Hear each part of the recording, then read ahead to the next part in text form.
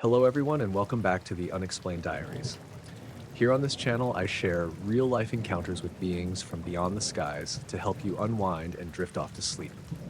Before we dive in, I would love to hear from you. Leave a comment and let me know where you're tuning in from. Now, find a comfortable spot, relax, and let's begin. I woke up on a Thursday in late March, around 9 in the morning. My first class that day wasn't until 11. Stayed in bed a little longer, scrolling through my phone. That's when I noticed a video in my camera roll that I definitely hadn't taken. It was sitting there at the top of my gallery, 2 hours long, time-stamped from 2:07 a.m. to 4:11 a.m. At first, I thought maybe I'd rolled over in my sleep and hit the record button by accident. But the phone had been on my desk across the room, plugged in. I don't keep it in bed with me. I opened the video and saw nothing but my ceiling. Just the plain white plaster above my desk, lit faintly by the glow of the street lamp through my blinds.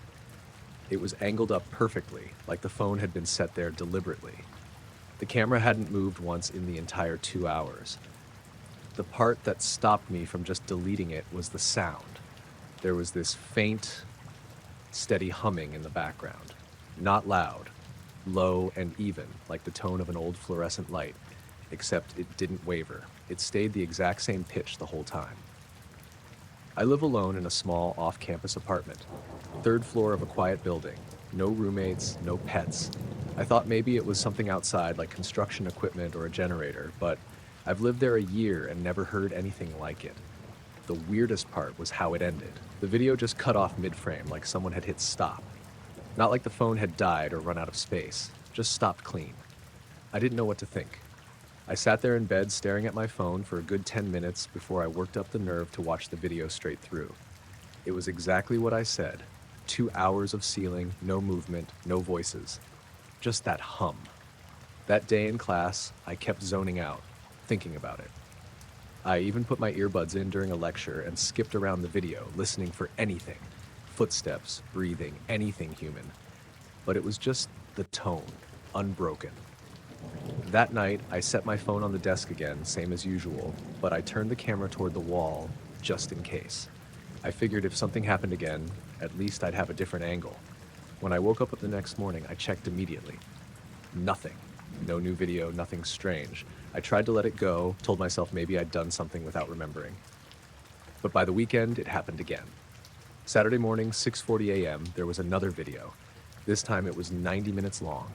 It started at 3:13 a.m. Same angle, phone pointed at the ceiling, perfectly still, and the same sound. That low hum, constant the whole way through, but about 20 minutes in, there was a faint clicking noise, like metal tapping against metal. 3 quick clicks, then silence, then the hum again. I sat at my desk with headphones on, heart pounding, replaying that section over and over. The clicks weren't random, they sounded intentional, like someone had tapped a pen against my desk, right where the phone was sitting. I checked the apartment, of course. Every corner, closet, bathroom, kitchen cabinets, nothing. My door was still locked from the inside. After that, I started noticing other things, little things. Sunday night, I got into bed around midnight and realized the hum was there even without the phone recording. Faint, but present. Not coming from outside, not from the fridge, not from the HVAC. It seemed to come from everywhere and nowhere, like it was in the walls. I barely slept. Every time I started to drift, I'd jerk awake, sure I'd heard something, a soft thump or a scrape, like someone shifting their weight on the floor. By Monday, I was exhausted. I went to campus early and stayed there late, studying in the library, just so I wouldn't have to be in the apartment. When I finally came back, I decided to set up my laptop camera too. I angled it at my desk right where I usually charge my phone and left it recording overnight. Tuesday morning, I had another video on my phone, this one only 40 minutes long. Ceiling, hum, then silence. But when I checked the laptop, the file had corrupted. Wouldn't open. That shook me. I don't know why, but the idea that something had interfered with the laptop felt worse than the phone, like it wasn't just random anymore. I called my friend Olivia that day. She lived a few blocks away. I didn't tell her everything, just that I'd been hearing weird noises at night and felt creeped out. She offered to let me crash at her place, but I didn't take her up on it. I didn't want to admit how unsettled I really was. That night, I stayed up on purpose, lights off, sitting in bed with my phone in my hand. Around 2, the hum started. I hadn't been imagining it. It came gradually, rising up from the silence until it filled the room. I froze. I kept staring at the ceiling, waiting for something. I don't know what. I thought maybe I'd see lights through the blinds or movement in the corner, but nothing happened. Just the hum, steady and unbroken. At some point, my phone screen lit up. The camera app had opened by itself. I swear I didn't touch it. It switched to video mode and started recording. The lens aimed straight up. I watched it happen from my bed, too afraid to move. The timer started ticking, 001 to 003, and the phone just sat there, pointed at the ceiling. I don't remember falling asleep. I just remember waking up in the morning with the video still running, 9 hours long. My phone battery had died midway through, around 5:40 a.m. I deleted that one without watching. I couldn't bring myself to sit through it again. Since then, it hasn't happened. No more recordings, no hum, nothing. The apartment is just a normal apartment again. But sometimes late at night, I'll wake up out of nowhere and stare at the ceiling. I'll check my phone to make sure it's locked, make sure the camera isn't running, and in the quiet, I'll strain my ears, waiting for that hum to start up again.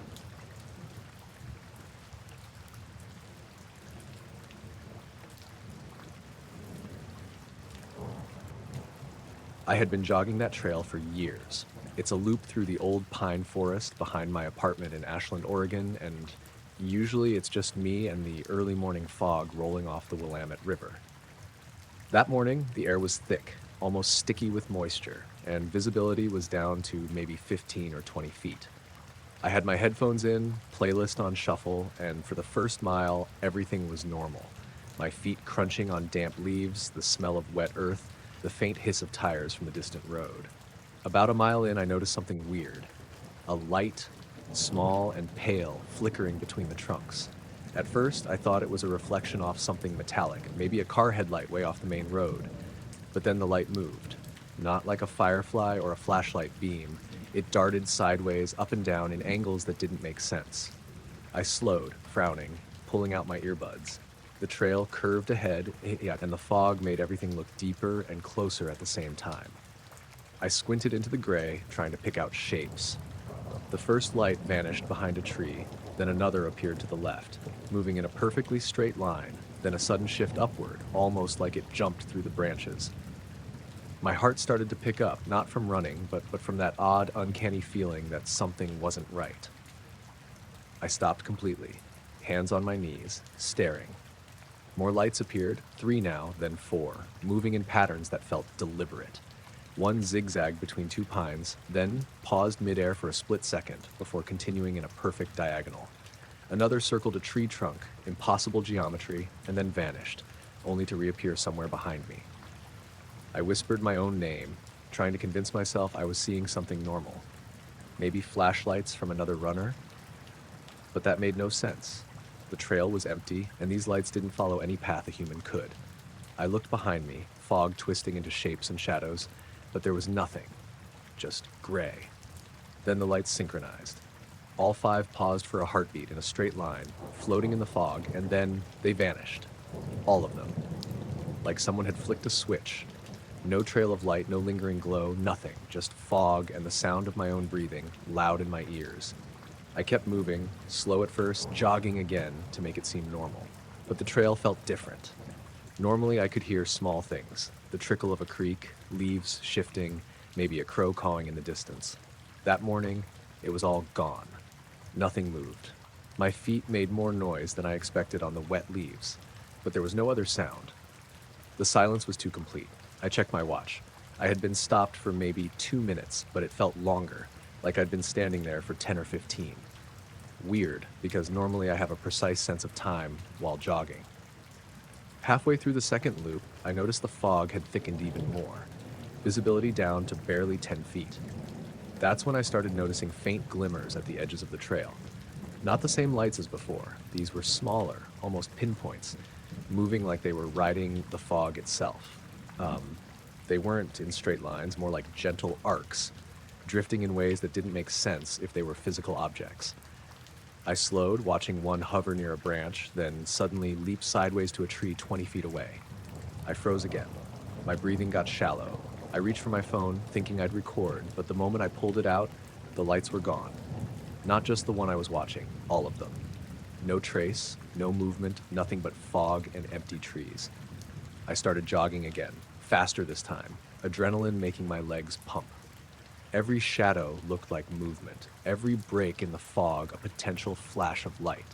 I felt a gnawing sense of being watched, like eyes in the mist, but I couldn't see anything, couldn't hear anything. My headphones were still in, music off now, but the quiet was oppressive. Near the end of the trail, I stumbled over a root and fell, scraping my knee.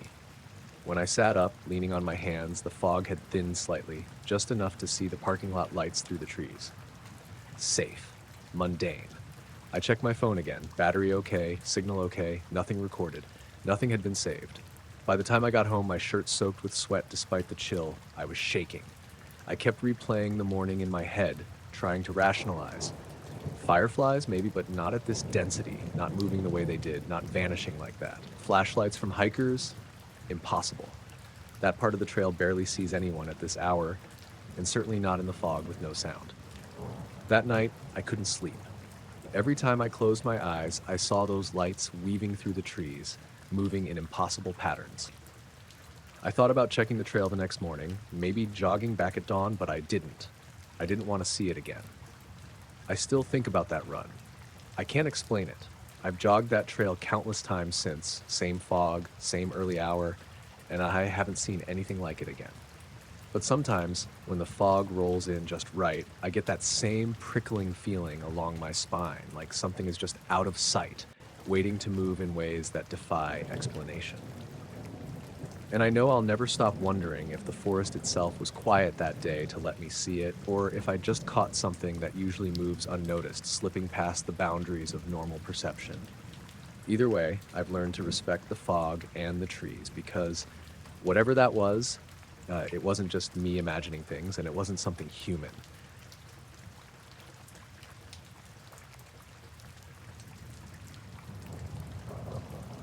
I was driving back from a job in western Nebraska when it happened. It was late, close to midnight, and I'd been on the road all day. I pulled into this little town called Kimball, one of those places where the main street looks like it hasn't changed since the 70s. Just a couple gas stations, a motel, and a diner that still had its neon sign buzzing. I figured I'd eat something before finishing the drive home. The place was almost empty. There was a trucker hunched over his coffee and a woman wiping down the counter while a radio played some old country song. I sat in a booth by the window and ordered a burger and fries. Nothing fancy. The food came quick, and I was halfway through the plate when I felt this wave of exhaustion hit me. Not the usual, I've been driving too long kind of tired. This was heavier, like my body wanted to shut down right there in the booth. I shook it off, ate a few more fries, and glanced outside. My car was parked under the streetlight, exactly where I left it. Everything looked normal. I took a sip of my soda and looked back down at the plate. I remember stabbing a fry with my fork, and then, this part is hard to explain, everything just skipped, like a missing frame in a film. 1 second I was sitting there about to eat, and the next I was outside on the sidewalk, standing in front of the diner door. My car was still parked there, except the headlights were on and the engine was running. I thought maybe I'd blacked out, that maybe I'd gotten too tired and just didn't remember walking out, but the feeling wasn't right. My hands were clammy, my legs weak, like I'd just woken up from anesthesia. The air even felt different, colder, sharper. I walked up to the car, and when I opened the door, the dashboard clock read 3:14 a.m. I froze. It had been just before midnight when I sat down to eat. Somehow, 3 hours had passed. I sat behind the wheel, gripping it tight, trying to make sense of it. My phone was on the passenger seat, battery almost dead, and the time matched the car. 3 hours gone. Just like that. The first thing I thought was maybe I'd actually fallen asleep in the booth and no one bothered to wake me. I almost convinced myself of that until I glanced back at the diner through the window. My booth was empty. Not just empty, clean. The plate, the fries, the half-eaten burger, gone. Table wiped down like I'd never been there. but I remembered. I could still taste the food. I got out of the car and went back inside. The place was quiet, lights dimmed like they were getting ready to close. The trucker was gone, and the waitress was leaning against the counter with her phone. She looked up when I came in, kind of startled, like she wasn't expecting anyone else. "Kitchen's closed," she said. I glanced at the booth I'd sat in. The surface shined under the light, spotless. "I was just in here," I said, my voice coming out rough.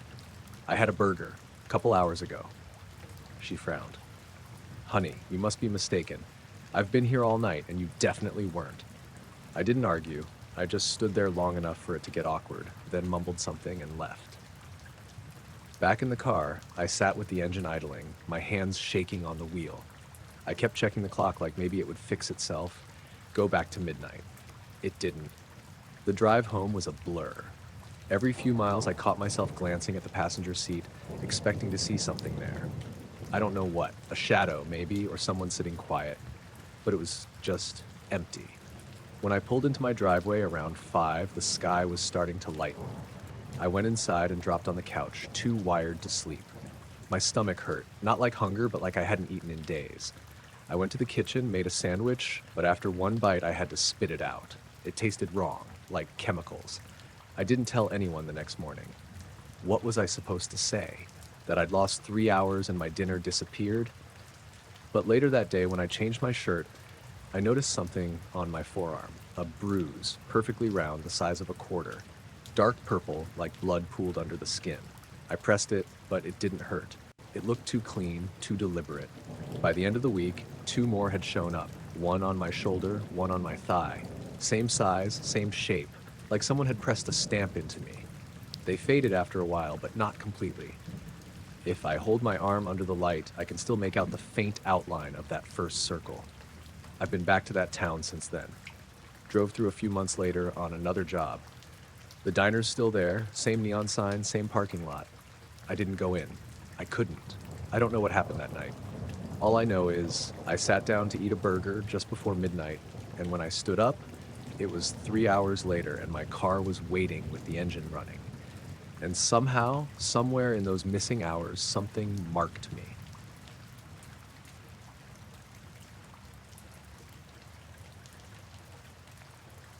I opened the back door to the rental cabin, and there it was on the kitchen table. A cheap, gray, disposable camera, like someone had dropped off an extra trashy souvenir and forgotten it. It was the kind of thing you expect behind a curtain of brochures, not on the counter of the place you were going to sleep. Sarah nudged it with her finger and said, "Wonder whose that is?" And I shrugged and put it in my bag. We'd driven out to the Cape for the weekend because the city felt too loud and both of us needed to unwind. The cabin sat on a small bluff above the surf, weathered shingles and a porch that sagged a little on the right.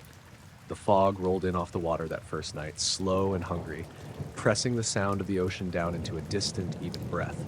It smelled like salt and wet rope. The place was empty except for us. The rental agency had only taken our names and a card for the lockbox, and the old-fashioned dusk felt like a pause button. We made a quick dinner, drank too much wine, and fell into easy, stupid jokes about going to bed early. When the wind picked up around 2 in the morning, it woke me. I lay there for a moment, listened to the noise of shingles complaining, and then dozed off again. The next thing I knew, it was morning. Sarah was already awake, sitting at the window, just a French painter, rubbing her arms against the chill. She had the camera in her hands, and a grin that meant she'd found something odd, the good kind of weird that makes vacations memorable. "I developed it last night," she said before I had my shoes on. "Someone at the shop said they had time. They had a little scanner and were curious." She spread the prints on the table like a deck of cards. Most were ordinary, children on a beach, the same porch lit golden under a different sky, a dog shaking off water, tourist stuff. We laughed at one of ourselves, a goofy selfie taken before the store developed the roll. But then Sarah flipped another picture over and handed it to me. It was the bedroom. Not a staged photo, grainy, slightly overexposed at the edges from a cheap flash. The bed was there, the quilt a little bunched where we'd lain, and we were both in it, tangled under the covers. I was on my right side, face to the pillow. Sarah was on her back, thumb half in her mouth like she sometimes did when she slept badly. The time stamp the shop stamped on the corner said 2:13 a.m. "I don't remember you taking any photos last night," I said, voice too loud. I thought maybe I'd been drunk or hyper, or that I had leaned over and snapped something without remembering. But Sarah's face had gone flat. "Neither do I," she said, "and I never leave the camera out here." We held the picture together like you hold a match. The kitchen light hummed, the fog pressed at the windows. We went back through the evening in little clumsy loops. After dinner, we walked the path down toward the cove because the fog made everything look like a photograph. We came back and watched a movie, the kind that disappears into the background. We drank wine, and I remember saying something about the sea sounding like a train in the distance. At some point, I must have gone to the bathroom. At some point, we turned off the lamp and slid under the covers. That was all there was. There was no memory of a camera clicking or of standing to take a picture of the bed we were in. Sarah whispered, "Maybe it belonged to someone who stayed here before us." It made sense in a surface way. People leave things behind. But the prints continued. There was a second one. A close-up, grainier, taken from the foot of the bed. The flash caught the curve of my shoulder and the edge of the mattress. Sarah's cheekbones were like islands in light. There was no timestamp on that one, just the grain and the smear of something like condensation on the lens. The third photo made both of us go quiet. It was the same bed, same angle, but someone, or something, stood at the right-hand side of the frame. Not a full body, nothing that hung where a human body would hang. A column of darker gray, like someone out of focus who had been lit from behind. The flash had caught the suggestion of a shoulder and the barest outline where a head might be. The way our limbs lay beneath the covers, the way the air in the photograph seemed to bend around that shape, made my throat constrict. I flipped the print to the back. There was no handwriting, no name, just the shop's little stamp and a number. We checked the locks. Every window latched. The deadbolt turned smooth. The porch door had a scuff I hadn't noticed before, as if someone had leaned against it and left a smudge with the heel of a hand. The stairs down to the beach showed nothing in the fog, only a track of our own footprints that ended at the dune grass and then disappeared where the wet sand met the shore. I drove into town to ask at the place that developed the roll. The guy behind the counter looked like he had worked the late shift for too many years. He ran his fingers through his hair as he told me the camera had been dropped off by a woman around 6 in the morning, soaking wet, hat clutched in both hands. She said she was staying at the Blue Gull, he said. Said she didn't want the film left there, but asked if we could hurry. Left $5 on the counter, and that was it. When I asked if he remembered what the woman looked like, he shrugged. "Rain makes people all kind of the same to me," he said. "Sorry." On our last night, the wind eased to a polite breeze, and the fog stood off like a quiet audience. We decided to sleep with the television on in the living room for company, because the house felt too loud when it was just us. We set the camera on the table not far from the couch, both of us trying to act unconcerned. The TV muttered a cooking show in the background, and the kettle ticked on the counter. Around 1 in the morning, Sarah nudged me awake and said she'd heard something, a soft metallic sound like a zipper from the other room. I went to look and found nothing. The camera lay where we'd left it, an ordinary little plastic object that took ordinary little pictures. We woke up early and left the cabin as if we could remove whatever humidity had soaked into us. We drove back slowly, not because the roads were bad, but because neither of us wanted to rush into the city where lights and people and schedules might make the weekend trivial. The camera sat in the glove compartment like a guilty third person. 2 days later, the prints in my kitchen lived in a stack like other small things that demand thought. I kept the one with the figure in a frame, even though I told myself not to, even though it made the house feel colder. Friends asked why I sounded flat the next week. Sarah said she felt wrong for a while, like someone had pressed a palm into her chest and left a print. She found a faint bruise on her shoulder the morning after we left, a pale crescent like the mark you get when you bump the corner of a cabinet, but we had no scuff on the quilt that matched it, no heavens of broken wood to point to. It faded in a few days like a small, unacknowledged injury. We tried to be practical. We checked the booking logs with the rental agency. They'd rented to a single woman a month earlier, no names, and a credit card, the same way vacation places do business. The owner told us over the phone that people left cameras behind sometimes, and that the house cleaner probably found one in a drawer and popped it on the table. He did not know if anyone had complained about pictures. He did say, "Old houses have their ways," which was his polite way of walking away. That's the part that's the worst to explain, how ordinary the rest of life goes. Work emails, grocery lists, the stray text from Sarah at lunch about a meeting that went long. We stopped bringing the photo up unless we were alone. It sat on the shelf like a question with no punctuation. Once, weeks later, I dreamed I was back in that bedroom and the fog was inside the house, pressing the curtains flat against the glass. In the dream, Sarah woke and smiled like she had in the picture, thumb in her mouth, and when I reached for her, there was a hand already on the pillow beside her, pale and too still. We kept the prints. I don't know why. Maybe because throwing them away felt like admitting there'd never been anything at all. Maybe because admitting you were looked at while you slept feels, in some private way, worse than the unknown. We did not go back to that cabin. We stayed away from foggy nights and cheap cameras that someone else might have left on a table. Sometimes, walking past the bedroom mirror at night, I look at the shape of the room behind me and the way shadows pool near the corners. Sometimes I wonder whether the person who dropped the camera off in the shop knew she needed the pictures developed quickly.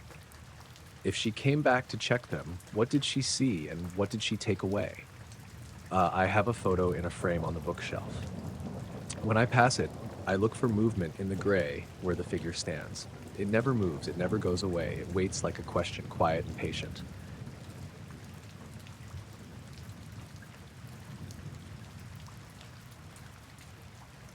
I woke to a silence that felt wrong. Not the usual forest quiet where you can still hear the creek trickle or the wind move through the pines, but a deep, pressed down kind of quiet. No birds, no squirrels, not even the faint hum of insects. I blinked against the gray dawn and tried to orient myself. My tent flap was open and the mist hung low between the trees, everything slick with overnight rain. My pack was still where I left it, but my sleeping bag was twisted around me in a way that suggested I hadn't curled up like normal. I shook my head, rubbed my eyes, and tried to shake off the weird feeling crawling over my skin. I reached for my compass to make sure I hadn't overshot the trailhead in the dark. The needle spun in frantic circles, ignoring north entirely. I frowned, dropped it, and picked it back up. Same thing. My stomach tightened. I had hiked solo this weekend to clear my head, not to get lost in some strange magnetic anomaly, but the compass had never done anything like this before. I started walking, hoping to find a familiar marker or trail sign, but the forest had changed. The underbrush looked the same, but the spacing of the trees felt off, like someone had rearranged the trunks overnight, subtle enough that it was almost unnoticeable, but enough to make me doubt my memory. After 20 minutes of walking, I checked my watch. It was 6:42 a.m. I thought I'd only been awake a few minutes, but my legs were damp and stiff, like I'd been moving for hours. Confused, I shook it off and kept going, trying to find the trail. Then I heard it. Or rather, I didn't. The silence was heavier than before, pressing in from all directions. Normally, even on a still morning, you hear the rustle of leaves, the chirp of a bird, or the scuttle of a small animal. Nothing. I stopped, looked around. My own breathing felt too loud. I whispered my name out loud, "Ethan," and the sound seemed to vanish immediately, absorbed by the still air. I decided to turn on my phone for GPS just to make sure I wasn't going crazy. The screen flickered, then the battery icon blinked red, even though it had been fully charged last night. I shook it, pressed the buttons, and finally, a signal popped up. Except the map showed a straight patch of forest, no trail, no river, nothing recognizable. I tried retracing my steps back to the campsite, but everything looked the same. I could have sworn I'd walked toward the rising sun, but now the mist made it impossible to tell direction. I muttered curses under my breath, frustration mixing with panic. I felt like I was being watched, though I couldn't see anyone or anything. I stopped at a small clearing and leaned on my knees. The mud sucked at my boots as I tried to think. My mind felt foggy, like something was pressing against it from the inside. Then I noticed the dew on the ground around me. 3 footprints, perfectly round, spaced evenly, walking in a circle around where I'd stopped. I froze. They weren't mine. I tried to call for help, dialing the ranger station, but my phone didn't ring. Instead, I heard a low hum, faint at first, then stronger, vibrating through my chest. It wasn't mechanical. It had no source, just there, everywhere. I wanted to run, but my legs felt like lead. The next thing I knew, the hum stopped. My compass lay on the ground, needle still spinning. I picked it up again. This time it pointed steadily north, but when I looked around, nothing matched what I remembered of the trail. I took a deep breath and tried walking anyway, hoping to find the path. After what felt like a few minutes, I came to a familiar tree, a twisted oak I'd used as a landmark last year. Relief hit me, and I started following the trail markers I remembered. But then I checked my watch again. It was 9:56 a.m. I couldn't explain it. I had no memory of walking for 3 hours, yet my legs were sore and my clothes were soaked with dew. I stopped at a bend and leaned against a tree, trying to piece it together. Everything looked normal now, the way the light hit the ferns, the sound of a distant creek, but something was off. My pack had shifted, straps twisted in ways I couldn't have done myself. My compass was back to normal, but my sense of direction felt wrong, like my instincts had been reset. I started jogging, heading toward the trailhead, desperate for something familiar. Birds had returned now, cautious at first, then louder as I moved. The wind picked up slightly, rustling leaves like nothing had happened. I kept expecting the hum, the spinning compass, something to snap me back into that other state, but nothing came. When I finally broke through the last stand of pines, the parking lot came into view. My car was there, untouched, and the engine started on the first try. I leaned back in the seat, trying to make sense of it. The memory gap was frightening. I could recall packing my bag, setting up camp, and then nothing until I woke on the trail hours later. I drove home slowly, glancing at the trees and the roadside, half expecting to see something follow me. My skin crawled with every shadow that moved against the dawn. At home, I locked the doors and sat on the couch, trying to write down everything I remembered. Even now, days later, I notice small things that don't make sense. My socks were damp and dirty, but I don't remember stepping in mud. My boots had scuffs I don't recall getting, and sometimes at night I hear a faint hum through the walls. Not loud enough to pinpoint, but enough to make my chest tighten. I've hiked that forest dozens of times, and I've never seen anything like it. I try to tell myself it was disorientation, stress, or sleepwalking, but the footprints, the compass, the time gap, they don't fit. I keep thinking about the silence, how the forest stopped entirely, and how I wasn't alone in that quiet. I haven't gone back yet. Part of me wants to prove it was all in my head. But another part knows that the forest is different now, and that whatever it was that made everything stop isn't done with me. I keep my compass on the nightstand, spinning or not, just to remind myself to watch, just in case. And I keep thinking about those 3 hours I can't remember, about the footprints, about the way my mind went blank like someone else had borrowed it. I don't know what happened, and I may never understand, but I know the forest remembers, and I think it'll be waiting if I go back.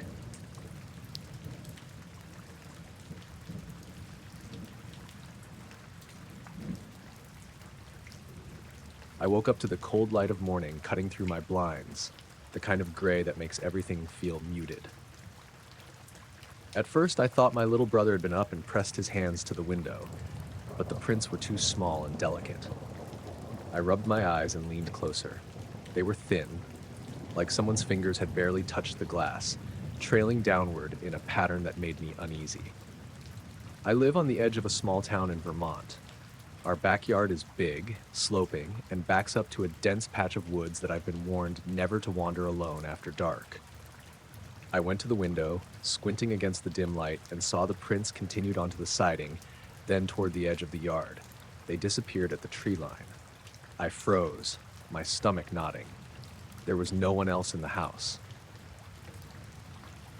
My parents were out early for work, and my little brother Jamie was still asleep in the next room. I grabbed my flashlight and my phone, debating whether to go outside. The air smelled damp, earthy, faintly metallic, like rain had just soaked the soil. I stepped onto the porch, the boards creaking under my feet, and shone the light on the yard. At first, nothing. Just wet grass and shadows of trees stretching long and thin. Then I saw them. Tiny depressions in the soil, faint but there. Footprints. Small, narrow, impossibly straight lines heading into the woods. My hand shook on the flashlight. My brain tried to rationalize a stray animal, someone playing a prank. But the prints were so precise, delicate, almost human. And there was something about the rhythm. They weren't just walking. They were deliberate, measured, like each step was calculated. I called out softly, "Hello?" No answer, just the whisper of wind through the pines. I stepped onto the grass, following the prints cautiously. They led to the edge of the woods, and then nothing. The soil ahead was undisturbed, except for a faint circle of flattened leaves that didn't match any natural pattern. I shone the flashlight over it. No sign of movement, no tracks leading deeper. I wanted to turn back, but curiosity pushed me forward a few feet into the trees. The forest smelled of wet pine and moss. My flashlight caught glimmers of spider webs, wet leaves, and the occasional fallen branch. Then something made me stop. A sound, soft, high-pitched, like a vibration in the air, almost humming. I couldn't tell if it was coming from the trees or inside my head. I spun around. Nothing. I took a deep breath, trying to calm myself. The prints hadn't reappeared, but the circle of flattened leaves seemed wrong. It looked pressed from the inside out, as if someone had knelt there carefully. I shined my light around, and for a moment I thought I saw movement.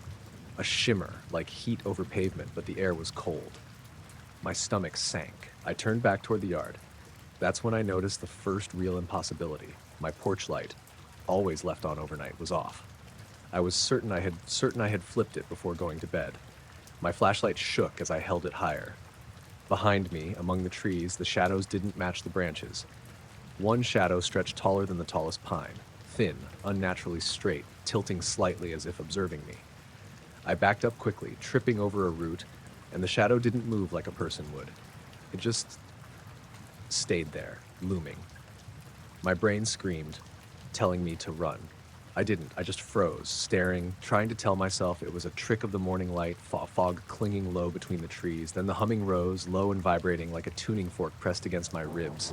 The air in front of me seemed to ripple. I blinked, and for a moment I swear the forest bent warped like I was looking through thick water. The shadow was gone, but the circle of flattened leaves had a new mark. Tiny grooves like scratches leading toward me, toward the yard. I ran, heart hammering, flashlight bouncing in my hand. When I reached the porch, I slammed the door and locked it, leaning against it, gasping. Jamie stirred in the next room. I told him to stay in bed, not wanting to explain what I'd seen. My phone buzzed with a text from my mom. "Did you get up early? Coffee's on the counter." I didn't answer. I just sat in the kitchen, staring out the window at the woods.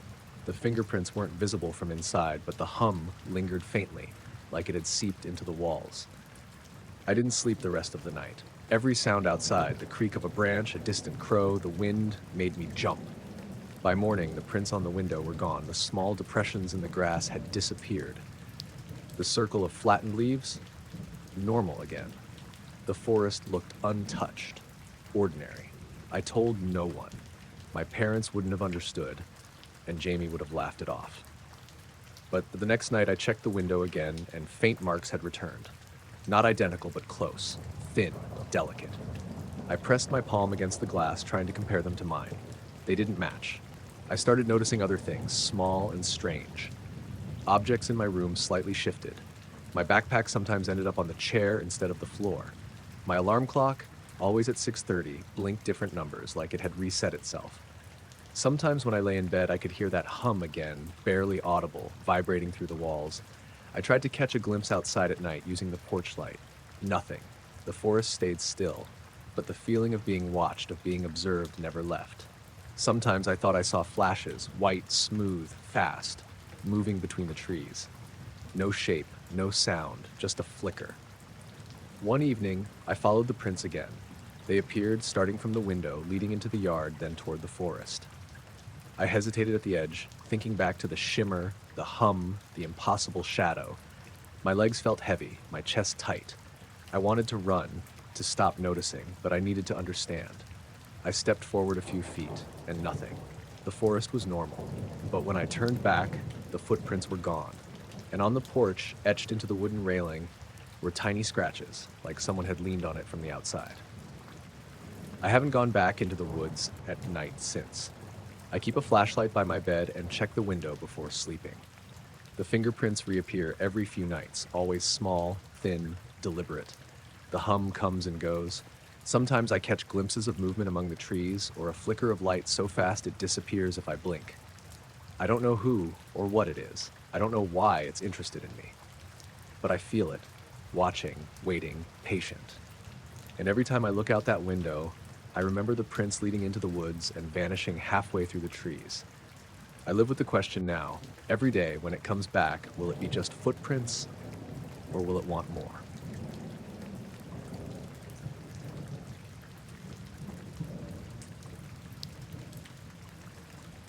I was sitting on the back porch of my parents' cabin up in the Sawtooth Mountains, late August 2021. It had been a long day hiking, and I'd stayed behind to catch some quiet time while my sister and her husband went out to explore one of the nearby ridges.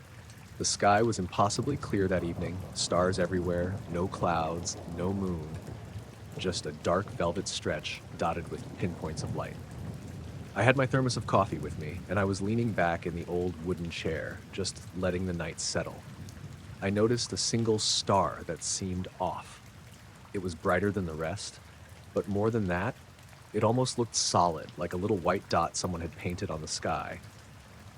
I pointed it out to myself, muttering under my breath, and for a while, I just watched it, thinking maybe it was a satellite catching sunlight or an airplane far off.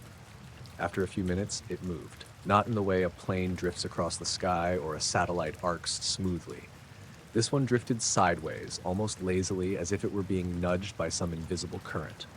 The movement was subtle at first, barely perceptible. I blinked, thinking my eyes were playing tricks, but then I saw it again, sideways, not up or down, just shifting left over maybe 10 degrees of sky in what must have been a couple of minutes. I got up and started pacing the porch, keeping my eyes locked on it. My first thought was that it had to be some kind of drone, maybe someone testing one near the ridge, but the area was remote. No other lights, no sound, no way a drone could be that far away and still hold a steady glow without blinking. I grabbed my phone to see if I could get a zoomed-in shot. The screen just made it a brighter dot. Nothing more. I kept zooming, adjusting focus, thinking maybe if I got a closer look I could tell it was a plane, a helicopter, anything familiar. But the more I looked, the stranger it got. The dot didn't have navigation lights, no blinking, no red and green lights, just constant, steady white. Then, as I watched, it disappeared. I mean, literally vanished. 1 second it was drifting slowly, the next it was gone. There wasn't a cloud, nothing to obscure it. I scanned the sky for a while, moving my head side to side, trying to catch it somewhere else. Nothing. I muttered out loud, "What the hell?" and my own voice sounded strange in the quiet. I went back to my chair and tried to shake it off, thinking maybe it was a meteor that had just disappeared behind the horizon or something atmospheric I didn't understand. But I kept glancing up. And that's when the rest of the night got weird. I started noticing little odd things. Sounds at first, faint, almost imperceptible. A soft rustle in the trees behind the cabin. I figured it was deer or some small animal moving through the underbrush. Then a little later, a branch snapped, closer this time. My stomach tightened. I could see nothing in the darkness beyond the porch light. The woods were deep, dense, and shadowy. I stood up and walked around the porch, trying to get a view into the tree line. The wind was calm, no insects buzzing. The night seemed unnaturally quiet. Usually, even late at night, you hear a frog, a cricket, or an owl. Nothing, just the echo of my own footsteps on the wooden boards. I went back to my chair and sat down again, keeping my eyes on the patch of sky where the bright star had been. I started to notice tiny inconsistencies. Stars in the same area seemed different, not flickering the same way, not exactly the same positions I remembered. I kept squinting and counting points of light, and every time I looked away, a few stars seemed to shift slightly, as if I were misremembering their positions. But it wasn't just me. My sister had mentioned earlier she was watching the sky too from the ridge, and she said she'd never seen the stars look so bright and clear. About an hour later, I saw it again, or something like it. A small point of light far to the east, not where I had seen it first, moving with the same deliberate sideways drift. I sat completely still, breath caught, not wanting to scare myself with imagination. It moved slowly, stopped, and then disappeared just as suddenly as before. I debated waking my sister to ask if she saw anything, but something held me back. She was half a mile away, and there was no way she'd hear me without yelling, and I had this uneasy feeling that I shouldn't call attention to it. Not like fear exactly, more like instinctive caution. The rest of the night passed quietly, though I couldn't sleep. Every so often, I'd catch a faint glimmer where I thought I'd seen the drifting star, only for it to vanish when I blinked or turned my head. The air felt thicker, almost heavier than usual, and the woods seemed like they were holding their breath. By morning, everything looked normal again. The sun came up, shadows stretched across the meadow, birds called to one another, and the little stream by the cabin sparkled in the light. No weird lights, no drifting stars. The air smelled like pine and earth. Nothing to suggest what had happened the night before. I hiked up to meet my sister and her husband at the ridge. They were talking about seeing a deer run along the ridge at dusk, completely oblivious to the strange sky I'd been staring at. I asked if they noticed anything unusual about the stars, and they laughed. Nope, just stars. Why? You didn't see a satellite or something? I hesitated, then said nothing. I didn't want to sound insane, and honestly, I didn't fully understand what I'd seen myself. I drove home later that day, taking the long route down the winding mountain roads. The sky was clear, the sun warm. I kept glancing up, half expecting a repeat of the previous night. Nothing. Just regular stars now, completely normal. Even now, months later, I can picture it clearly. The bright, solid dot drifting sideways in the sky, moving like nothing I've ever seen. No explanation fits, and I keep catching myself glancing at the night sky, hoping to see it again, even though I don't know if I want to.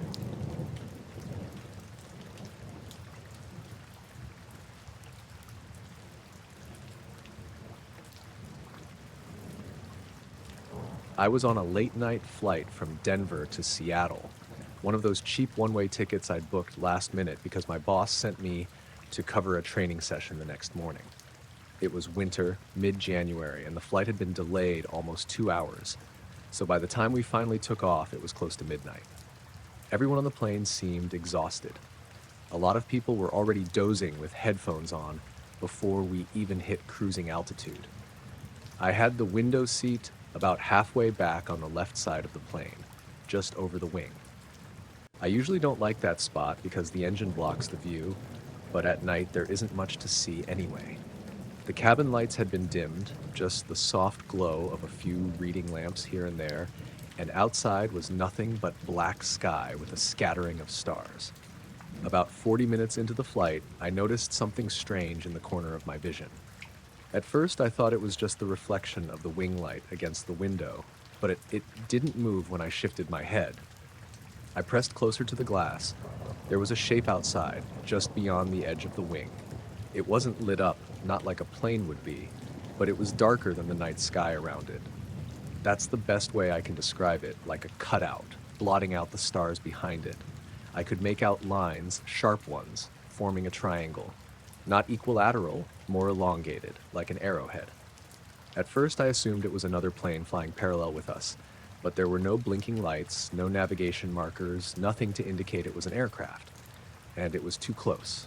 Way too close. I leaned forward, trying not to draw attention, and squinted through the window. The triangle kept pace with us, completely steady, almost like it was tethered to the wing. I could see the edges of it shifting slightly against the stars whenever we hit turbulence, but otherwise it stayed locked in place. Nobody else seemed to notice. The woman in the aisle seat next to me had an eye mask on. The man between us was asleep, his head against the tray table. Across the aisle, 2 teenagers were watching something on a phone. I wanted to tap someone and point it out, but I couldn't get a word out. The triangle tilted. Slowly, like it was banking, but it didn't change altitude or speed. It just rotated, giving me a clearer sense of its shape. Definitely 3 points, with the leading edge longer than the sides. It looked huge, much larger than the wing itself, though it was impossible to tell the exact distance. My stomach turned. I kept expecting the captain to come over the intercom, make some announcement about another aircraft, turbulence, anything. But the speakers stayed silent. I glanced down at the aisle, half expecting a flight attendant to walk past, but none did. Everyone remained calm, asleep, unaware. It felt wrong, like I was the only person awake to see it. When I looked back out the window, the shape was still there, keeping pace with us. Then, without warning, it began to descend. Not a sharp drop, just a slow glide downward, slipping beneath the wing until I lost sight of it in the clouds. The moment it vanished, I realized I'd been holding my breath. My chest hurt, and I forced myself to exhale. I waited, staring out into the dark, expecting it to reappear, but the sky was empty. The clouds below were thick and faintly lit by the moon, but nothing moved. The stars above were clear again. I sat back in my seat, my heart pounding. Nobody else reacted. Nobody stirred. It was like it hadn't happened at all. A few minutes later, the seatbelt sign dinged and the captain spoke, his voice calm, routine. Ladies and gentlemen, we're passing through a patch of rough air, so please remain seated with your seatbelts fastened. That was it. Nothing about another plane. Nothing unusual. The rest of the flight dragged. I couldn't relax, couldn't close my eyes. I kept staring out the window, waiting to see the triangle again, but the sky stayed empty. When we finally landed in Seattle, the passengers stretched, yawned, grabbed their bags. Everyone looked normal, like it had been an ordinary flight. I thought about saying something to the man next to me, asking if he'd seen anything, but the words caught in my throat. I walked off the plane, through the terminal, into the cold night air, carrying the image of that dark shape pacing alongside us, sharp edges cutting through the stars, until it slid out of sight below the clouds.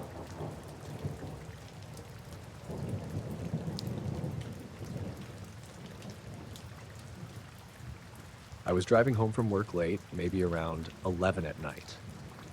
I take the same route every evening, 2-lane county road, nothing but fields on either side for miles. That night was clear but cool, one of those early fall evenings where the air already has that bite to it. I had the window cracked a little, music low, just zoning out and looking forward to bed. About halfway down County Line Road, there's this long stretch where the cornfields pull back into flat pasture. That's when I noticed it. Off to my right, above one of the fields, there was this orange light. At first, I thought it was a combine out late, maybe headlights facing the wrong way, but the color was wrong. It wasn't bright like headlights, and it wasn't moving along the ground. It was hovering above it. It was hard to gauge distance, but I'd guess it was maybe 30 or 40 feet above the crops. Not huge, just a ball of light. My first thought was maybe a drone with some weird light on it. People fly them around out there sometimes, though usually not at that hour. I slowed down, leaned toward the passenger side window to get a better look.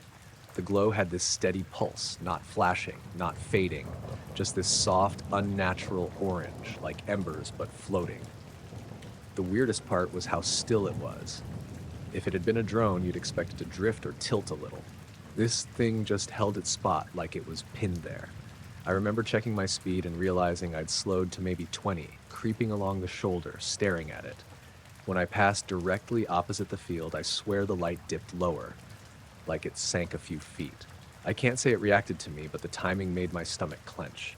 I wanted to stop and pull over, but couldn't bring myself to. Something about being alone on that road, with nothing around but darkness and that thing over the crops. It didn't feel safe. I sped up, telling myself not to overthink it. After a couple minutes, I checked the mirror and the glow was gone. Just black fields behind me. I tried to forget it on the drive home, but my chest was tight the whole way, like I'd seen something I wasn't supposed to. The next morning, I had to drive the same road into town. It was around 7:30, full daylight. When I hit that same stretch, my eyes went straight to the field. At first, I thought nothing was there. Then I noticed it. A circle, dead center of the pasture. The grass was laid perfectly flat, almost like someone had pressed it down with a giant stamp. It wasn't messy, not like kids running around or someone driving a four-wheeler. The edges were sharp. I slowed way down and could see where the stalks bent in one direction, spiraling out from the middle. Whatever had done it hadn't torn or broken them. They were just bent down, smooth as if they'd grown that way. There was no sign of tracks leading in. No tractor marks, no footprints in the dirt. Nothing. Just a clean, perfect circle exactly where that orange light had been hovering. I pulled off onto the gravel shoulder and sat there for a while, just staring at it. Cars went by here and there, nobody slowing down. It was like I was the only one noticing. I thought about walking out into the field, but decided against it. I didn't want to trespass, and honestly, I didn't want to be standing in the middle of it. I drove past again later that evening. The circle was still there, clear as day. The farmer's house sits a quarter-mile back from the road, and I wondered if he even knew yet. The weird part is, the circle never faded the way you'd expect. For the next week, I drove that road every day, and the flattened grass stayed perfect. Like time wasn't touching it. I never saw the orange light again, just that one night. But I can't shake how exact the placement was. The circle lined up with where I'd seen it, like it had been marking the spot. I don't know how to explain it. I just know what I saw on that road, and what was there the next morning.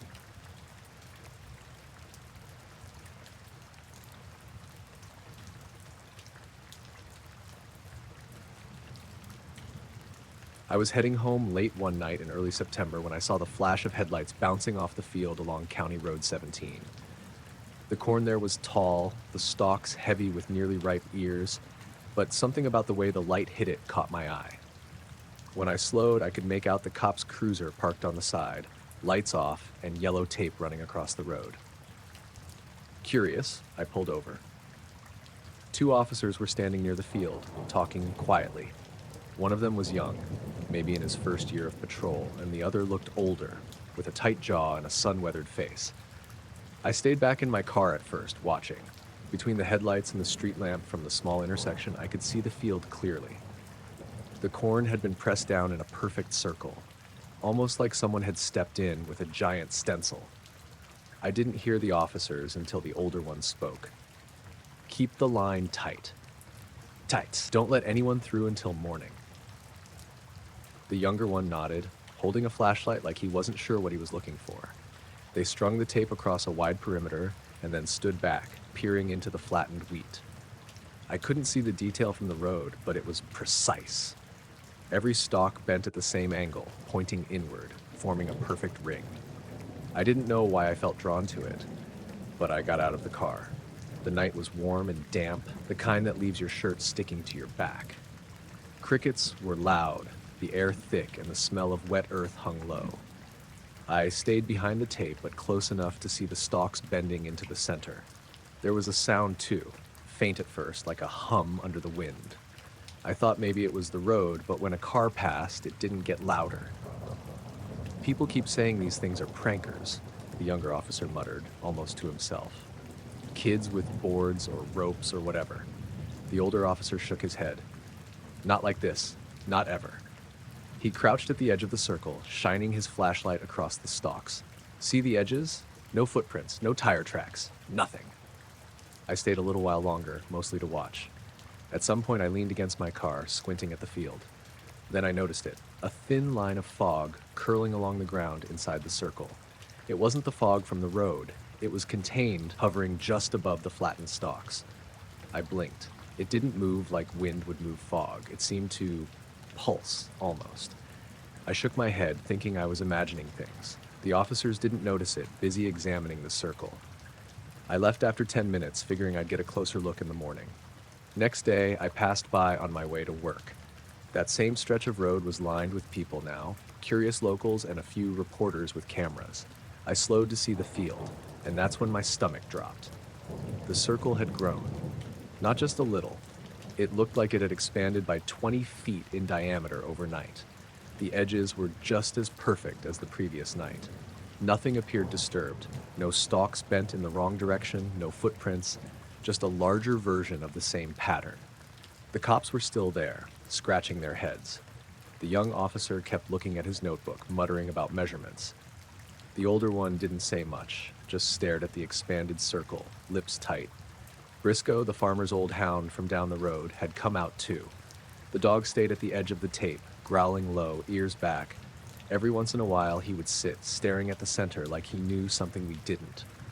I walked closer, keeping my distance. The hum I'd noticed the night before was stronger now. It wasn't loud, more of a vibration you felt in your chest and teeth. I held my phone out to check the time and noticed the battery was dropping unusually fast, almost 5% in 30 seconds. I shrugged it off, thinking maybe it was the cold, even though it wasn't cold. One of the reporters asked the older officer if anyone had stepped inside. He shook his head. Nobody. I measured everything myself this morning. No disturbances. Not a mark. I wandered around the edge for a while. The flattened stalks gave off a strange scent, like charred wood and something sweet I couldn't place. I leaned down and touched one. The stalk bent easily under my fingers, then sprung back slightly, not completely upright, just enough to move against the others. The movement seemed alive, subtle, coordinated. People were taking photos, walking up to the line, leaning over to get a better shot. Briscoe didn't bark this time, just stayed on the perimeter, that low growl rumbling in his throat when someone crossed too close. By noon, the crowd had thinned. The sun was high, shining harshly on the field. I stayed until early afternoon, standing on the road, watching the cops. They'd brought a measuring tape and some survey markers, trying to map the expanded circle. Every time they moved a marker into the circle, the hum seemed to shift pitch. I told myself I was imagining it, but my chest tightened each time. That evening, I drove past again on the way home. The circle hadn't changed further, but it looked different in the light of the setting sun. Shadows made the spirals more pronounced, almost three-dimensional. I kept thinking I saw shapes moving within it, but every time I blinked, nothing was there. Just rows of corn bent flat. I didn't stop. I didn't want to get close after dark. But I could feel the pull, the curiosity. I thought about it all night. The next day, I passed by again. The circle hadn't expanded any further. The hum was gone. At least I didn't notice it from the road. Briscoe was nowhere in sight. People had mostly stopped coming by, and the cops had left, leaving the tape hanging loosely across the road. I haven't been back since then. Every time I drive past that stretch of road, I glance across the field. The circle is still there, in my memory at least. Perfect edges, stalks bent the same way. Inexplicable. I can't explain the growth, the hum, the feeling when you're near it. It wasn't frightening in the way of monsters or shadows. It was just wrong, subtle, precise, and completely beyond anything I can rationalize. The thing is, I know someone, or something, was inside that pattern. I just don't know how it got there or why it grew, and I don't think anyone else really knows either.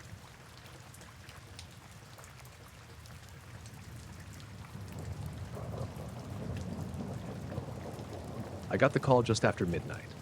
The fog was thick on the county roads, the kind that turns every headlight into a blur of orange and white. I rubbed my eyes, tried to wake up, and reminded myself I'd seen plenty of strange things in Harper County, but nothing like this. By the time I pulled my cruiser up to the edge of the Fieldsworth farm, the air smelled damp, with that faint ozone tang you get after a storm, even though the weather had been clear all day. Mr. Fieldsworth was pacing near the tree line, arms crossed, jacket pulled tight around him. "Sheriff," he said, voice tight. "You need to see this." I followed him through the gate, boots crunching in the frost-covered grass. That's when I saw it. A perfect circle, about 35 feet across, the wheat bent outward like someone had pressed it down with a rolling pin. No footprints anywhere, not even tiny prints of animals. The ground was firm, frost stiff, and yet somehow nothing had disturbed it aside from the stalks lying flat. "Nothing like this in your fields before?" I asked. Fieldsworth shook his head. "No, last night I was in the barn around 10. I didn't hear a thing, nothing, and this morning," he gestured to the formation, "I came out and there it was." I crouched, inspecting the edges. Every stalk was bent in the same direction, smooth and precise. No signs of tools, no tire marks, no human prints. I stood up and scanned the horizon, flashlight cutting through the fog. The field stretched for miles in all directions, empty. Not a soul in sight. I pulled my camera from the cruiser and started snapping photos. Flashlights bouncing off the frost, the wheat glinting in odd, almost metallic ways. I noticed something the first time I looked through the viewfinder. The wheat inside the circle was moving, gently swaying. I frowned. The air was perfectly still. No breeze at all. I looked up and around, nothing. The fog hung heavy, trees unmoving. I lowered the camera. The wheat continued to sway. Just a few inches, not violent or fast, but a steady, hypnotic motion that didn't match anything else in the field. I stepped closer, careful not to disturb anything, and the sway seemed to adjust. Not like it avoided me, but like the movement followed my attention. I blinked and shook my head. Must be tired. Sheriff? Fieldsworth's voice cut through the fog. I turned. He was holding his hat tight, looking uneasy. What do you make of it? He asked. I shrugged. I don't know. Nothing's disturbed. No footprints. The wheat's moving by itself. He swallowed hard and nodded. That's what got me. I mean, come on. Movement without wind?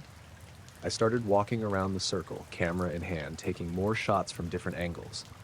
Each time I looked through the viewfinder, I noticed the same thing, stalks moving, almost like a slow wave. I stepped back. The motion didn't stop. I turned to Fieldsworth. You see that? I asked. He nodded. Yeah, exactly. How is that even possible? I didn't answer. I knelt down to examine the stalks up close. They felt normal, cold, brittle from the frost. I pressed my fingers into them lightly. Nothing. No vibration, no hum. Yet when I lifted my hand, the movement inside the circle continued, gentle and rhythmic. I circled the formation a few more times, trying to find footprints, tire tracks, anything. Nothing. I even shined my flashlight along the ground, low and flat, letting the beam sweep slowly across the frost. No prints, no impressions, not even broken wheat from someone stepping in. I took more photos, zoomed in, tried different angles. The wheat always looked slightly different through the lens. Sometimes the stalks seemed to bend a fraction more than they did in reality, sometimes less. I lowered the camera, feeling my stomach tighten. I noticed something else then. The circle wasn't quite uniform. From above, it was perfect, near flawless. But on ground level, some stalks leaned slightly more than others, creating subtle patterns I couldn't explain. Random or intentional, I couldn't tell. I stepped back, breathing out through my nose, fog curling into the air. Something about it was alive. Not alive in a biological sense, but aware. It was impossible to ignore. Sheriff, Fieldsworth said again. I'm going to be honest. No, I didn't want to call you first. Thought you'd laugh or, I don't know, think I was crazy. You're not crazy, I said, though I wasn't sure if I believed it myself. I've never seen anything like this. The fog started to lift slightly as dawn broke, a weak orange light spilling over the horizon. I took one last sweep with the camera before deciding I needed to leave and come back during full daylight. When I raised my viewfinder for one more shot, I caught a glimpse of movement, not the wheat, but something taller, something at the edge of the circle. I froze. It was thin, elongated, almost blending with the stalks, like a shadow stretched into a shape I couldn't identify. My heart thudded. I blinked and it was gone. No sound, no rustle, nothing. Just the empty circle swaying gently as before.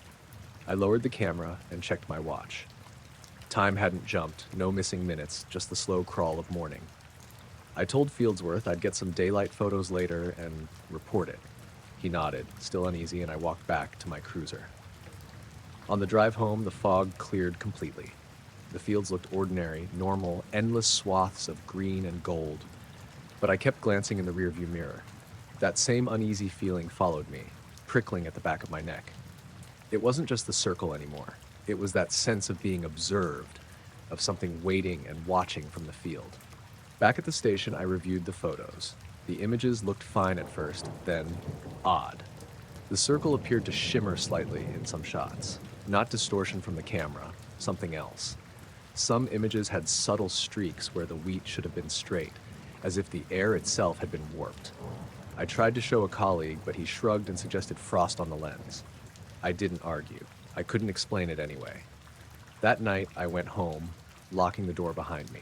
Sleep didn't come easy. Every time my eyes closed, I saw the wheat bending, swaying, the perfect circle untouched and moving under a sky that had no wind. I kept thinking about the tall, thin shape I'd glimpsed and the way the stalks seemed aware of me, as if they reacted to my attention. I woke up before dawn the next day and went back, thinking maybe I'd see footprints by now, some sign of human interference. There were none. The circle remained, slightly shifted from where I remembered it, wheat swaying gently, hypnotically in still air. I stayed until the sun rose high enough to burn away the morning fog.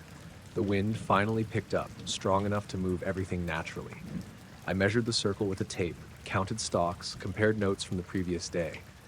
Everything was the same, except that subtle, impossible sway, now overridden by the breeze. I left and didn't look back for hours.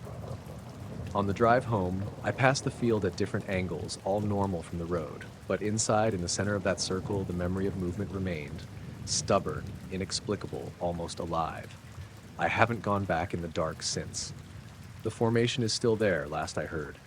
Fieldsworth calls me sometimes to say it hasn't changed. Nobody touches it. Nobody dares. I don't know what made it or why the wheat moves without wind. All I know is that I saw it, and I know what I saw. And that's enough to make ordinary nights feel less ordinary.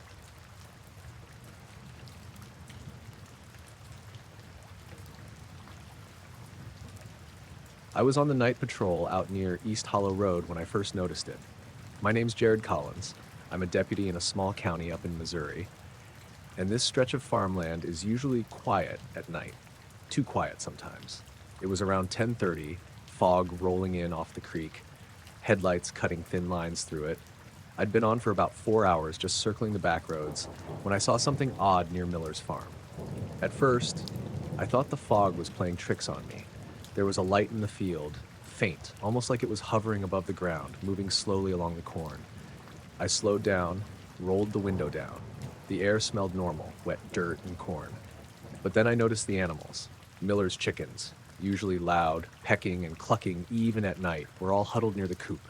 But they weren't making a sound. Not one peep. I blinked, rubbed my eyes. Then I saw the cows in the back pasture. They were standing near the tree line, perfectly still, staring at something in the field, maybe me, maybe whatever that light was. And Miller's dog, Duke, he was at the edge of the corn, hackles raised, refusing to go any further. I stepped out of the car, fog curling around my boots, and I swear I could hear my own heartbeat. I called Miller on the radio. "Hey, Mark, you around?" Nothing. I tried again, louder, still nothing. The farm was quiet, eerily so. I approached the edge of the cornfield, flashlight in hand, and that's when I saw it. A circle, perfect, flattened corn in a pattern maybe 15 feet across. The light I'd seen earlier wasn't hovering anymore, but the pattern seemed different somehow. Precise, unnatural. I crouched, shining my flashlight over it. The stalks were pressed down in a way that suggested nothing human could have made it. No footprints, no tractor tracks, nothing. Just the flattened circle. I stepped back, Duke growling now, low and deep. I shined my light around, trying to see if anything else was moving. That's when I noticed the animals again. The chickens were still silent, standing as if frozen. The cows hadn't moved an inch. Even the barn cats were sitting in place, heads slightly tilted, watching. I waved my flashlight at them. Nothing. I called the station, just for the sake of checking in. "Unit 5, can you run a quick check? See if anyone's reported anything unusual near Miller's farm?" Static. Then a voice, low, almost underwater. "Negative, nothing reported. Be advised," and the line cut off. I took a step closer to the circle. The corn under my feet felt strange, softer than usual, not wet or muddy, just different. My stomach tightened like I'd swallowed something wrong. Duke whimpered behind me. I backed up, thinking maybe I should just report this in the morning. But then I saw movement in the fog, a faint shadow at the edge of the circle. I couldn't tell what it was. It didn't walk or run, just shifted, blurred at the edges like it wasn't fully there. I felt a pressure in the air, subtle but pressing. I'm not the most superstitious guy, but I took a step back, and that's when the pattern seemed to change. The flattened corn rippled like a small wave moving through the stalks. I froze, staring. It didn't go away, didn't rise, didn't flatten more, it just shifted. I called Miller again. This time he answered, voice groggy. "Jared, you okay? What's going on?" I tried to explain, but the words sounded stupid even as I said them. By the time I got to the part about the animals, he interrupted. "Animals acting funny? Yeah, I saw that earlier. My cows wouldn't move for hours. Chickens weren't making a sound. Duke wouldn't go near the corn at all. Thought I was losing it. I wasn't. The dogs, the cows, the chickens, they were all behaving like something had altered the environment, altered their senses. I walked along the edge of the circle, shining my flashlight into the fog. Every time I thought I could see a figure, a shadow, it would dissolve, leaving nothing but mist. I stayed until about 1 a.m., taking notes. The animals didn't move, the circle didn't disappear, and the pressure in the air never let up. When I got back in my car, I glanced once more over the field. The circle was perfectly round, the corn slightly rippled, almost like it was breathing. I drove home slowly, Duke in the passenger seat, keeping low, ears flat. Next morning, Miller and I returned. The circle was still there, but some of the corn had started to rise. Not completely, just adjusting. By midday, it looked almost normal, though you could still make out the pattern if you squinted. The animals were back to their usual behavior. Chickens clucking, cows wandering, dogs running circles around the pasture. I kept driving past that field at night for a few weeks after. Every time, new circles would appear. Animals would act strangely near them, silent, still, hesitant. The fog, the pressure, the shifting stalks, it was always there. I reported it in writing to the station, just for the record, but no one seemed to care. It didn't make sense. Still doesn't. I haven't gone out there alone since. The circles keep appearing, mostly overnight, mostly near the same stretch of road. Animals still behave oddly when they're nearby. I drive past, glance from the road, and keep moving. I don't know what's making them, or why the corn seems aware. But I know one thing. You don't walk into those circles, not fully, and you don't wait around. Whatever's there, it's patient, and it notices. I make my reports, I write my notes, and I try to sleep at night. But sometimes when I close my eyes, I can still see the circle, and I can still hear the silence of the animals. All of them, frozen, waiting, watching. And I know if I went back too close, I'd feel it again. That subtle pressure, the ripple through the corn, and whatever it is would know I was there.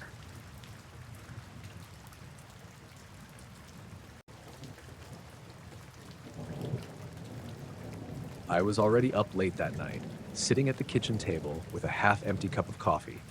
It had been a long week at the plant, and I couldn't shake the restless feeling.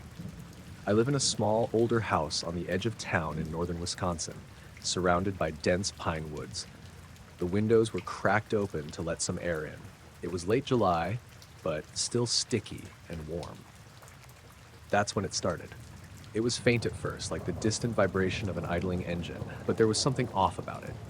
A steady, low hum that seemed to swell and shrink, almost like it was breathing. My windows rattled lightly with each pulse. I walked over and pressed my hand against the glass. The vibrations went right through me. I stepped outside onto the back porch, scanning the tree line. Nothing moved. No deer, no cars, not even a raccoon. The hum didn't have a direction. It felt like it was in the air itself. I grabbed my phone and started recording, figuring maybe Kevin, my buddy who tinkers with audio stuff, could make sense of it. I set it on the railing and let it capture about 3 minutes before it suddenly cut off. Just like that. Gone. Silence. I listened to the recording immediately. The sound was there, faint but distinct, the same pulsing vibration that had shaken the windows.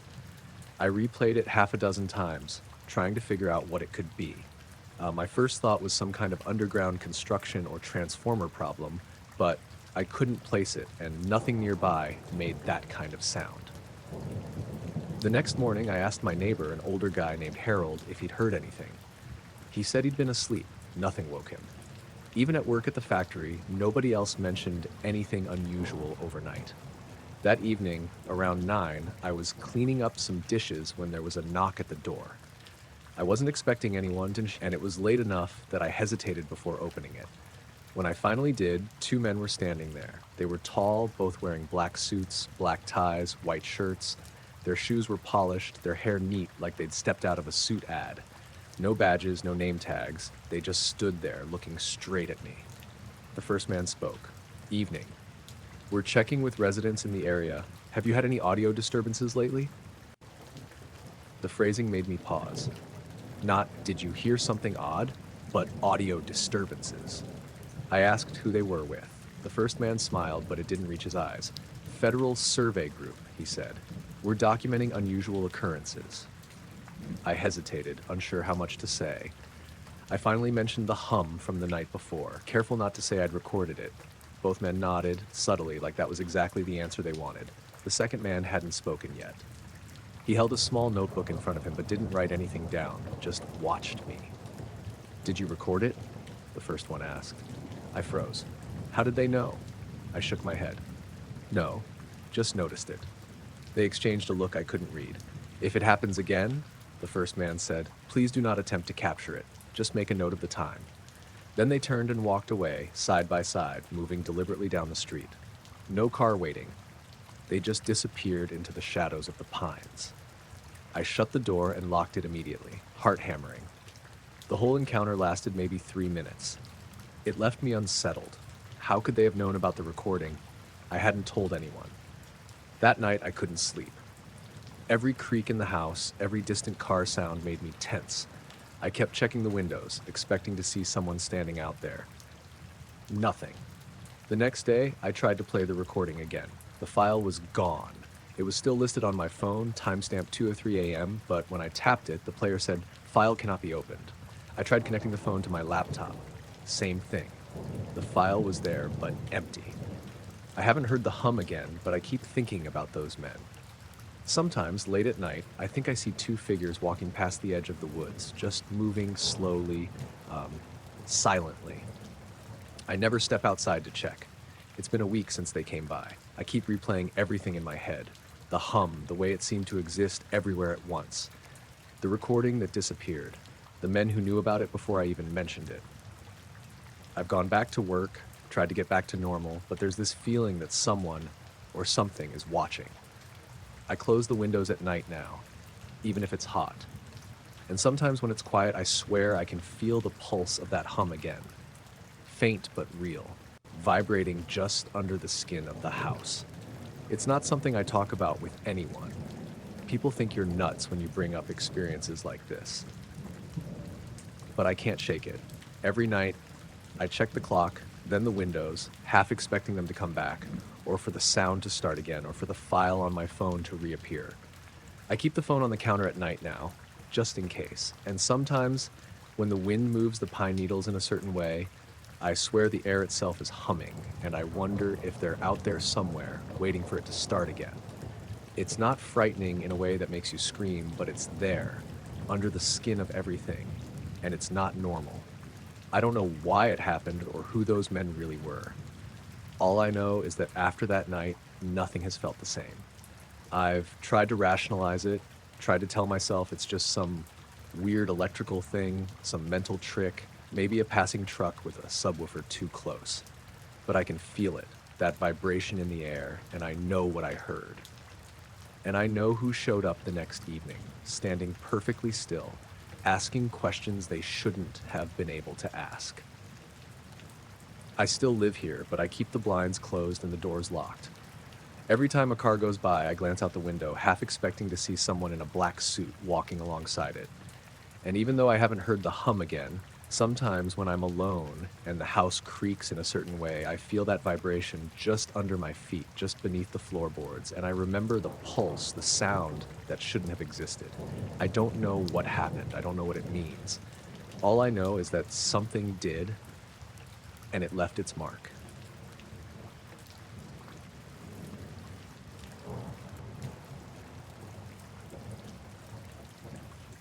It was the winter of 1957, late January, the kind where the cold seeps into your coat no matter how tightly you button it. The county fair was smaller that year, mostly because of the weather, but they'd advertised an Air Force flyover as part of the day's events, and that brought out more people than usual. Folks stood around in boots and heavy wool, sipping coffee from thermoses or holding paper cups of hot cider. The ground was frozen stiff, dusted with patches of snow, and every breath showed in the air. I went with my neighbor, George Ellis, and his boy, Tommy. The three of us leaned against the railing by the livestock pens while we waited. The announcer's voice crackled through the loudspeaker, saying the planes would be coming in from the east at 3 o'clock sharp. A crowd formed along the fairgrounds, people craning their necks toward the gray sky, mittens shoved into coat pockets, kids stamping their feet against the cold. Right on the dot, you could hear the engines before you saw anything. Low, steady rumble. Then the formation appeared. 5 jets in a sharp V, gleaming even through the thin winter sun. They cut across the clouds with that clean precision you only see from military pilots. Everyone clapped, and a few men cheered. That's when I noticed something else moving above them. It came in from the north, low at first, then climbing until it was level with the jets. A silver disc, not much larger than one of the planes, smooth all over, with no markings, no tail, no wings. It moved so steadily it almost didn't look real, like it was gliding on glass. It passed right over the fairgrounds, maybe 100 feet above the formation. Not a sound came from it, not a hum, not a whistle, nothing. Just silent.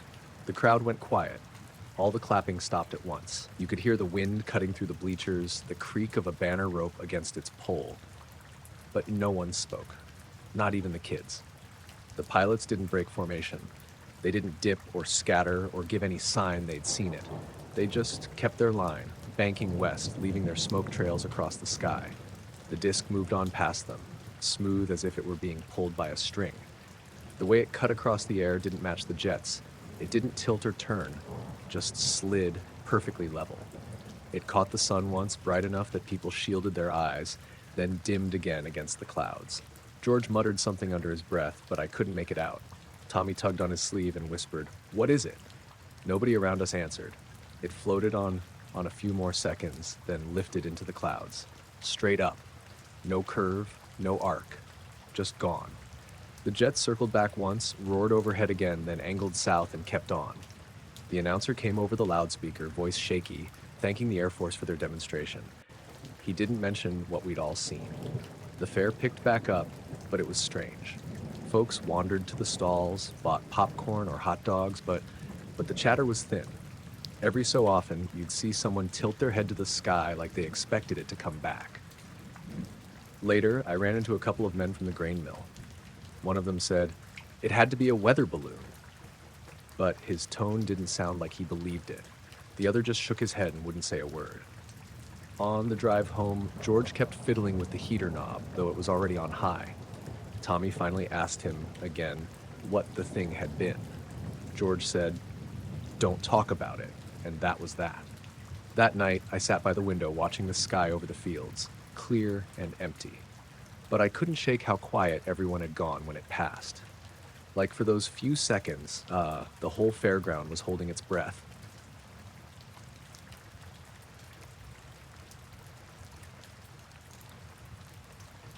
We pulled into the diner a little after midnight. The place sat low against the highway, one of those squat buildings with a long row of windows, neon sign buzzing faintly over the roof. I was riding with Pete, hauling a load of machinery across state lines. We'd been driving most of the night, and my eyes were starting to blur against the white lines. Pete suggested we stop for coffee, and I didn't argue. The gravel crunched under the tires as we pulled in. The lot was empty, save for one old Ford parked crooked near the side. Inside, the lights were still on, humming a bit too bright for the hour. We climbed out, stretched stiff backs, and pushed through the glass door with its little silver handle. The place was quiet, save for a fan somewhere near the ceiling. A jukebox stood dark in the corner, and a few of the booths had crumbs scattered across them, like folks had just left. Behind the counter, a woman looked up from wiping down a stack of mugs. She was maybe in her 40s, hair tied back, face kind but tired. "Evenin'," she said with a small smile, like we weren't the first strays she'd seen roll in late. We slid onto stools at the counter. The seats squeaked under our weight. Pete cleared his throat. "2 coffees," he said. She nodded, reached for the pot, and poured. The smell of burnt beans filled the air, sharp but welcome after hours on the road. I cupped my hands around the mug, letting the heat soak in. "You boys headed west?" she asked. "Yeah," Pete said. "Long haul." She nodded again, quiet for a moment, then leaned a little closer over the counter. Her eyes shifted between us like she was debating something. Then, with a voice calm as if she were asking about the weather, she said, "Did you see them too?" He frowned, brow pulling tight. "See who?" I asked, but she didn't answer. She just gave that same small smile, like she knew something we didn't, then straightened up and carried the pot into the kitchen. The swinging door flapped once, then fell shut. Pete and I sat there a long minute, mugs steaming in our hands, neither of us speaking. The clock above the counter ticked soft but steady. The place felt different all of a sudden. Emptier, like the air had dropped a few degrees. I shifted on my stool, craning toward the kitchen door. No clatter of dishes, no running water, nothing. Just silence. Maybe she's making more coffee, Pete muttered, though he didn't sound convinced. We waited another 5 minutes. Nobody came out. Pete tapped his fingers against the counter. Finally, he stood and walked over to the kitchen door, pushed it gently open. The hinges squeaked. "Well?" I asked. He stepped inside, disappeared for a beat, then came back shaking his head. "Nobody there," I laughed, though it came out thin. "What do you mean, nobody there?" "I mean the place is empty. Stove's cold, no lights on in the back, just boxes stacked up like it ain't been used in weeks." I got up and checked for myself. He was right. The kitchen was bare, shelves dusty, floor swept clean.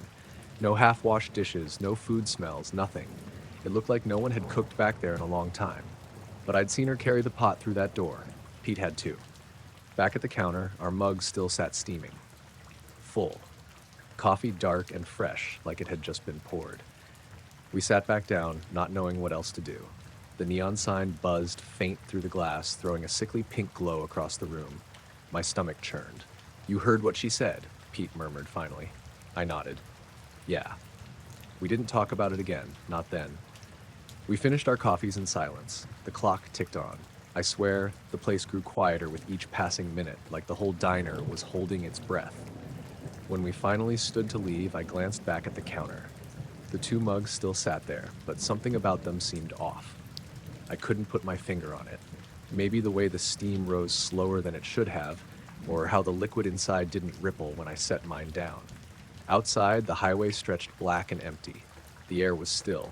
No crickets, no wind, only the sound of our boots on gravel. We climbed back into the cab, shut the doors, and pulled out. The neon glow fell away in the rear view, swallowed by the night. For a while, neither of us spoke. The tires hummed, headlights cutting the dark. Finally, Pete cleared his throat. "You think she was asking about lights?" he said. I didn't answer right away.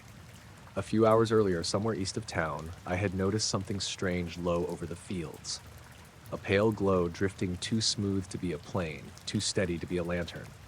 I hadn't mentioned it at the time. Figured my eyes were just playing tricks after so many miles.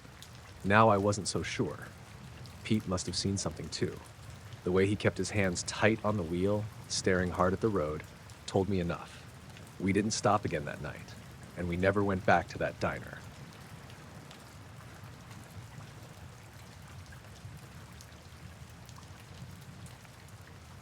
It was 1957, and we'd driven out to Lake Winola for a picnic.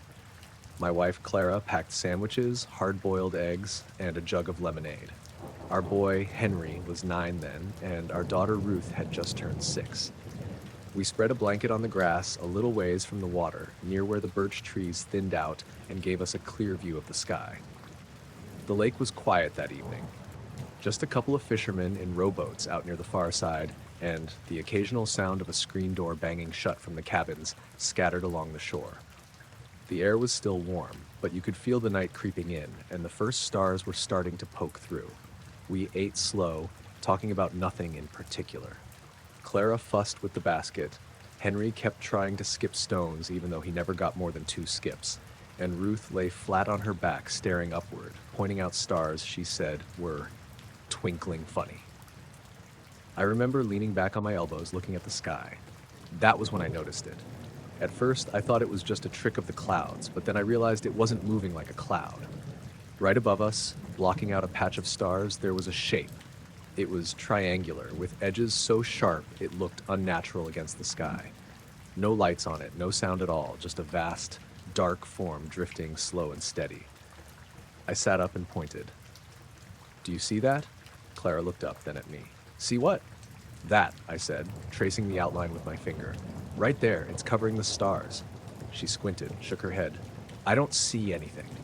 I turned to Henry. "Look there, son, above the birch tree tops." He tilted his head back, chewing his lip. "Just stars, Daddy." Ruth barely glanced up. "Nothing's there." She went back to pulling grass blades and tying them into knots. I stared back at the sky, and the thing was still there, big enough that it covered nearly half the visible stars above us. It moved so slow it was hard to notice at first, but if you kept your eyes fixed, you could see it creeping. I rubbed my eyes, looked again. Still there. I stood, shaded my brow even though it was night. The shape didn't waver. "Come on," I said, trying not to sound rattled. You're telling me none of you can see that? It's right above us.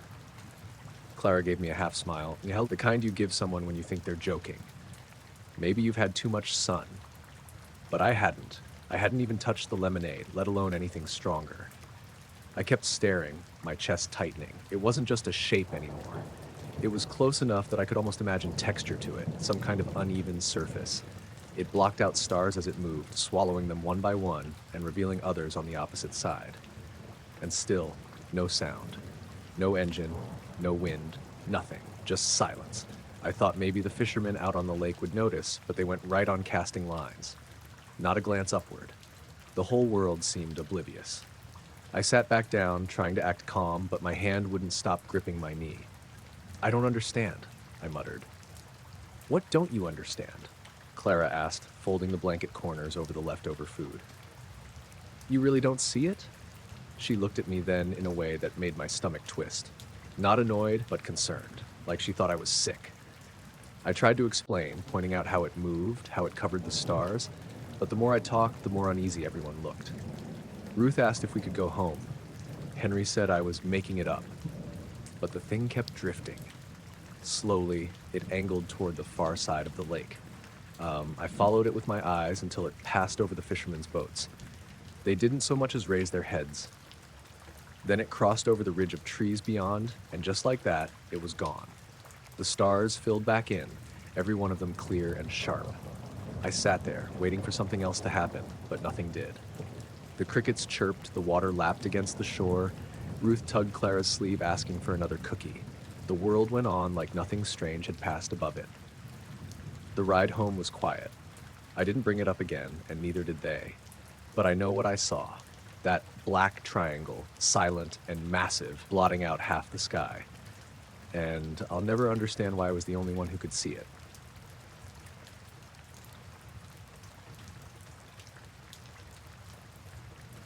I was running the soda fountain at Miller's Hall that Saturday night. The place was packed. Everybody from town and a few from the county over had come for the dance. My job mostly meant pouring drinks, but I kept an eye on the record player, making sure the music didn't skip. I was 19, a bit nervous around crowds, but I liked the hum of a Saturday night. Laughter, heels clicking on the floor, and the brass band records spinning on the Victrola. Around 11, the band's record slowed. I thought someone had fiddled with it, or maybe the spring in the turntable was giving out. But then the song stopped entirely. Just dead. The lights in the hall stayed on. Nothing tripped in the fuse box. I leaned over the machine, checking the arm, the spindle, and the needle. Everything looked fine, but the record wouldn't move. I tried nudging it, jiggling the crank, even swapping it out with another record. Still nothing. I stepped back, scratching my head. And that's when I noticed some of the dancers looking toward the windows. At first, I figured someone had parked a truck with its headlights in front of the hall, but that didn't explain the shapes or the color. A few of the younger kids pressed their faces to the glass, pointing and whispering. "Look," one of them said. I walked over to the side window nearest the parking lot. The sky was clear, though heavy with the blackness of night. At first, I thought it was just a street lamp reflecting off the clouds, but then I saw it, the glow. A pale, almost greenish light hovering above the hall. It didn't move like a plane, not with any wings I could make out. Just there, silently, casting a soft wash over the rooftops and the road. I could see a few adults stepping outside, shielding their eyes, murmuring. No one spoke much. People just stood, frozen, watching. The glow didn't flicker or flash, it stayed steady, almost like it was looking down at us. I noticed the hairs on my neck prickle and tried to tell myself it was some kind of experiment or lantern someone had launched, but there was no rope, no string, no anything, just the light. Then, without warning, the record player started again on its own. Not with a nudge, not with me touching it.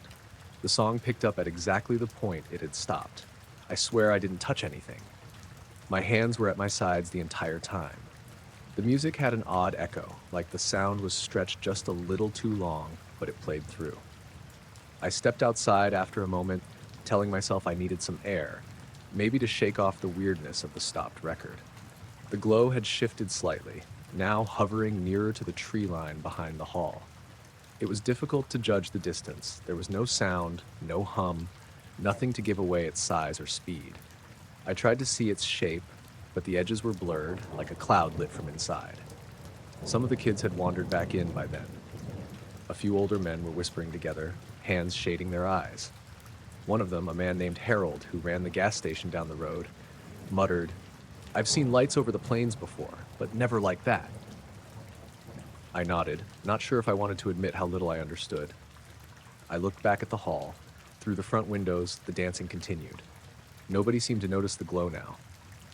Maybe they couldn't see it from their angle. Or maybe they had, and it didn't matter. I couldn't tell if I was relieved or more unsettled. I turned back toward the object. My eyes kept catching tiny movements around it, flickers like shadows passing in front of the glow.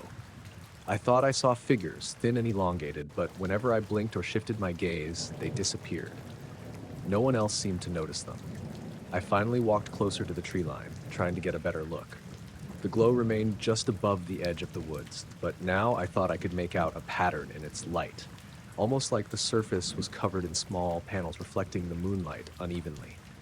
Or maybe my mind was filling in shapes where there were none. I stopped myself from moving too close. The feeling was heavy, almost physical, pressing at my chest. After a few minutes, it drifted slightly to the east. Not quickly, not like an airplane or helicopter, just shifting as though the air itself was carrying it. I blinked, and it seemed a little farther than before. I called out to Harold and the other men, but my voice felt swallowed by the night. By the time they turned toward me, the light had risen higher, then tilted silently and vanished, faster than anything I could track. Nobody said much after that. The band played on, the dancers carried on, and I poured sodas and lemonade in a daze. I couldn't get the image out of my head, the light, the way it moved, the fleeting shapes I thought I saw. I left Miller's Hall around 1 a.m. The roads were empty. I drove my little Ford through the countryside, lights on, eyes scanning the trees, the sky. Not a flicker, not a trace. Just the same quiet night I'd driven through 100 times before. When I got home, I told my parents I was late because I'd been helping at the hall. They didn't question it, and I didn't try to explain more. The next morning, I rode back past Miller's Hall. Nothing. The parking lot was empty, the hall quiet. No signs of anything unusual. I tried to tell a few friends about it later, but it didn't go over well. They laughed it off, balloons, lanterns, whatever. I didn't have an explanation, and I couldn't offer one. The strange part is, I never really forgot it. Some nights when I walk outside and the sky is clear, I look for something similar, but nothing comes. The memory lingers, though. The slow stop of the record, the greenish glow, and that stillness that felt heavier than anything I'd felt before or since. I don't know what I saw that night. I only know it wasn't a plane or a meteor or anything ordinary. And I know that for a few minutes, Miller's Hall, with all its music and laughter, felt small and fragile under that quiet light. I guess I've told myself it was a trick of the mind, shadows and reflections playing with the dark. But every so often, even now when I hear a record slow and stop unexpectedly, I feel the same weight in my chest, like the world is holding its breath.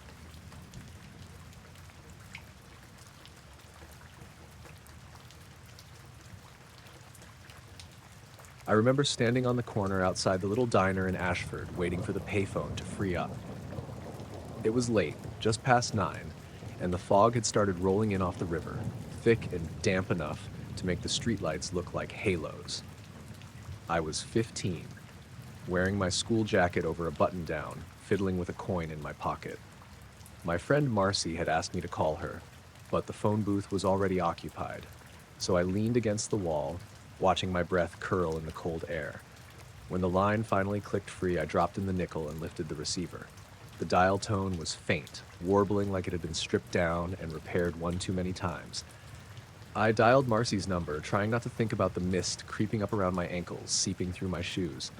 The moment I hit the last digit, there was a click, and then something that made me freeze. A voice. It said my name. Flat, metallic, like it had been run through some machine. Walter Hughes, December 4th, 1939. I nearly dropped the receiver. I swallowed, trying to tell myself it was some prank, maybe one of the older kids messing around. But the street was empty, and the fog made even the diner look like a distant glow. Who is this? I managed, my voice higher than I wanted. The line was dead for a heartbeat. Then it repeated exactly the same. Walter Hughes, December 4th, 1939. I hung up, thinking maybe I had misheard, or maybe the line had cracked in a funny way. I tried dialing again. Nothing, just dead silence, the faint hum of electricity in the wires. I looked around the corner, expecting to see someone lurking, but there was no one. Just fog and the yellowed light of the diner through the haze. I went inside to use the diner phone instead. I told the woman behind the counter, Mrs. Callahan, that I needed to call a friend. She handed me the receiver without a word. I dialed Marcy's number again. The phone rang once, twice, and then I heard a click, not the usual kind, but a long, low static hum. The same voice came through. Walter Hughes, December 4th, 1939. I slammed the receiver down. Mrs. Callahan came over, frowning. "You been talking to yourself, Walter?" she asked. I shook my head, but she gave me that look you get when you're a kid who doesn't understand adults' work. "The line never connected," she said. "No call ever came through. Not your friend, nobody." I blinked at her, confused. I called Marcy," I said. She shook her head. "Nobody answered. You didn't call anyone." I didn't argue. I couldn't. Something had happened, and it wasn't making sense. I paid for a cup of coffee with shaking hands, trying to ground myself. I told Marcy about it the next day, but she didn't believe me. Said I'd imagined it. Maybe I had, I thought at the time. Maybe I had just been tired, nerves fraying after school. But then the dream started. Not nightmares exactly, but that same voice repeating itself in my sleep. Sometimes it was clear, crisp, like the metallic whisper from the line. Other times it was distorted, stretching and bending around the edges, so I wasn't sure if I was awake or asleep. I'd wake up in the middle of the night, staring at the ceiling, unable to shake the feeling that someone or something was in the room, watching. A few nights later, I went back to the corner, thinking maybe I'd been overreacting. The fog was heavier than before, and the street was empty. The diner's neon sign flickered faintly through the mist. I leaned against the phone booth, half expecting nothing to happen. I thought if I made the call again, I'd prove it was just a fluke. I lifted the receiver, dropped the coin in. I didn't even dial this time. The line clicked, and the voice said, Walter Hughes, December 4th, 1939. I nearly dropped the phone. How? What? I stammered. The fog seemed to press closer, wrapping the street in soundless pressure. There was no one. I looked around, but the diner's windows were empty, the street empty. My hands were shaking. I hung up, and this time, I didn't go back. Over the next few weeks, things started disappearing. Little things at first. My school books would be out of place, notes I'd left on my desk gone, even some coins from my pocket when I came home. Not a lot. Nothing dramatic, but enough to make me question myself. I asked my parents, but they just said I was losing track of things. Maybe I was. But the voice never went away. Every so often when I was alone, I'd hear it just faintly saying my name. Sometimes it was in the static on the radio, sometimes in the hum of the refrigerator. Always the same, Walter Hughes, December 4th, 1939. I tried telling friends, but most of them laughed. They said it sounded like a story, a trick, or a dream. Nobody seemed to notice anything unusual. The diner, the street, even Mrs. Callahan all stayed the same. But I knew what I'd heard. I'd heard it clearly, and I could still remember it. One evening, I decided to try the phone again. I waited until the fog rolled in thick over Ashford. The streetlights haloed like soft lanterns in the mist. I walked to the corner, my feet squelching in the damp, and lifted the receiver. My heart was hammering, but I wanted answers, some sense that I hadn't lost my mind completely. The line clicked. Nothing at first, then a low, humming buzz. I expected the voice again, but it didn't come. Instead, there was silence for a long moment. Then a soft sound, almost like paper rustling, filled the earpiece. I froze. It was faint, irregular, and it didn't sound human. Not exactly. And then it stopped. I hung up slowly, listening to the fog pressing around the street. Nothing. No voice, no sound, just the quiet hum of the town. I walked home, trying to make sense of it. I told myself it was coincidence, imagination, maybe even some mechanical problem with the phone lines. But I couldn't shake the feeling that something had been there, listening, watching. After that, I avoided the payphones. I stuck to calling Marcy from her house or waiting until I got home. The voice didn't follow me everywhere, but it lingered in my mind. Sometimes I'd be sitting at the kitchen table, doing homework, and I'd swear I could hear it, just faintly, echoing from the walls. Years later, I went back to Ashford. The diner was gone, replaced by a small grocery store. The street was still quiet, fog rolling in from the river, the same as it had decades ago. I stood there for a long time, remembering the phone booth, the voice, and the way the fog had swallowed everything else. I don't know what it was, if it was some glitch in the phone lines or something else entirely. I never heard the voice repeat my birth date again after I left town, but the memory stayed with me. Sometimes late at night, I think I can feel that same quiet, mechanical presence in the edges of a room, just beyond the reach of light. And it makes me wonder how many things we notice, just for a moment, that don't have explanations waiting for us. I never went near that payphone again. I don't even want to think about it. But the sound of a line clicking, faint static, or a mechanical whisper still makes me stop. And I can't shake the memory of that foggy street, the diner, and the voice saying my name, repeating my birth date, as if it had been waiting for me all along.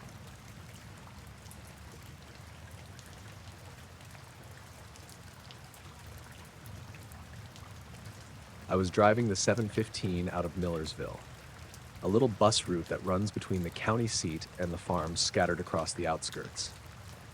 It was 1954, and the mornings could get foggy along the back roads, the kind of fog that makes your headlights barely reach the next fence post. That day started like any other, chilly, the kind of damp that seeps into your coat if you leave it hanging in the back. I had my thermos of coffee, a pack of cigarettes, and a route I could run in my sleep. I pulled up to the small stop just past Harper's Hollow, a single wooden sign nailed crooked to a telephone pole. I was the only vehicle for miles, and I always kept an eye out for the occasional farmer or school kid waiting. That morning, I saw them. 3 figures standing there, bundled up in coats that looked heavy and old-fashioned. One was a man with a cap pulled low, one woman with her scarf wrapped tight, and a boy no older than 10. They looked normal enough, but something about their posture, the way they were just standing there in the fog, made me hesitate a second. "Morning," I called as I pulled the bus to a stop. They waved, and I opened the doors. The man and woman climbed in, the boy following. They paid in change, but I remember being struck by how quiet they were. No small talk, no hello beyond the nods and murmurs, just the sound of their coats brushing against the seats as they found a row toward the middle. The fog was heavier now, crawling across the road like it had a mind of its own. I put the bus in gear and kept my eyes forward, but I could feel them behind me. Not in a threatening way, more like a weight pressing in, the kind you feel when someone's watching too closely. I glanced in the mirror. They weren't looking at me, not really, just staring straight ahead, and their eyes had a kind of dull reflection that didn't quite match the dim morning light. As I passed the Hollow Creek Bridge, I noticed something odd. The water underneath was still, almost unnaturally so. I'd driven this route hundreds of times, and the creek always rippled, even with the fog. But this morning, it looked like glass. I shook it off. Maybe it was the fog, maybe just the angle of the sun, or the way the water caught the pale light. The rest of the ride was uneventful until I hit the second stop, an old wooden platform at the edge of a small cluster of farms. I pulled the bus over, letting the brake hiss, and called out, "Next stop, Millersville Station." I looked back to check on my passengers, and the row was empty. At first, I thought maybe they'd gotten off while I was turning the wheel or checking my mirrors, but I was the only one who'd been in the driver's seat. There was no sound of feet on the boards, no rustle of coats, nothing. I stepped down and looked around the platform. Nothing. No footprints in the dirt, not even the kind of faint drag marks a coat might leave. I checked the bus twice more, inside and out. Nothing. The seats were as empty as they'd been before I picked them up.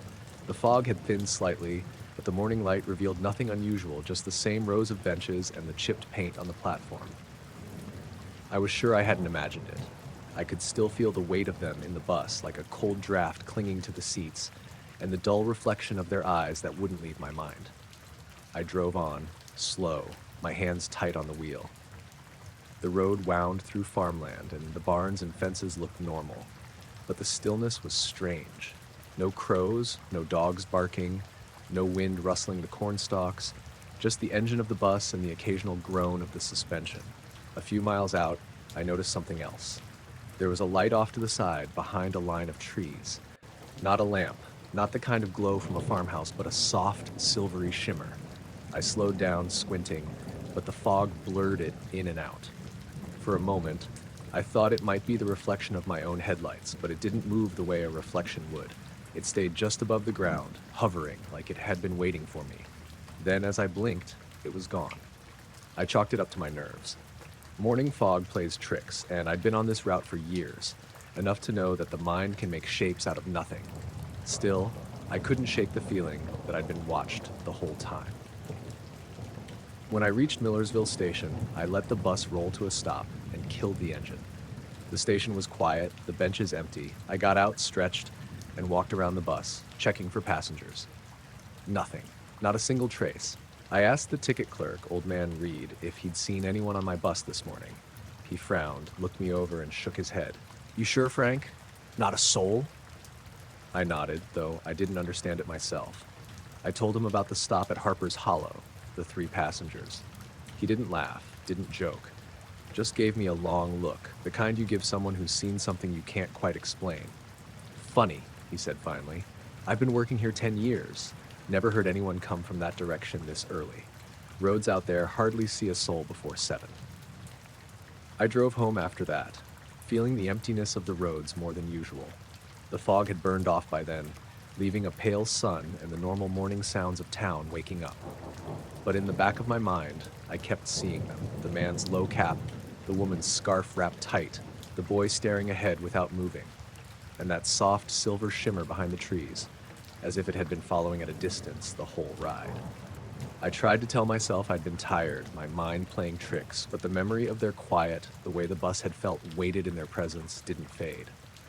I checked the Harper's Hollow stop a few days later, hoping to find a clue, a footprint, a scrap of coat left behind. Nothing. Just the fog rolling across the fields and the old wooden sign, crooked as ever. After that, I stuck to my routine, drove the same route, and nothing like it ever happened again. But sometimes, when the fog rolls in and the morning is still and the road seems too quiet, I swear I can see a shape at the edge of the trees, faint and silver, watching, waiting. And for a moment I wonder if I should turn the bus around, go back to that empty stop, just to see if it was all real, or if I'm the only one who remembers at all. It never came close, never made a sound. But the memory of that ride, the way the seats had felt heavier, the emptiness where they should have been, it sticks with me more than anything else I've seen on that road. Even after all these years, I still check the mirrors a little longer than I should, just in case.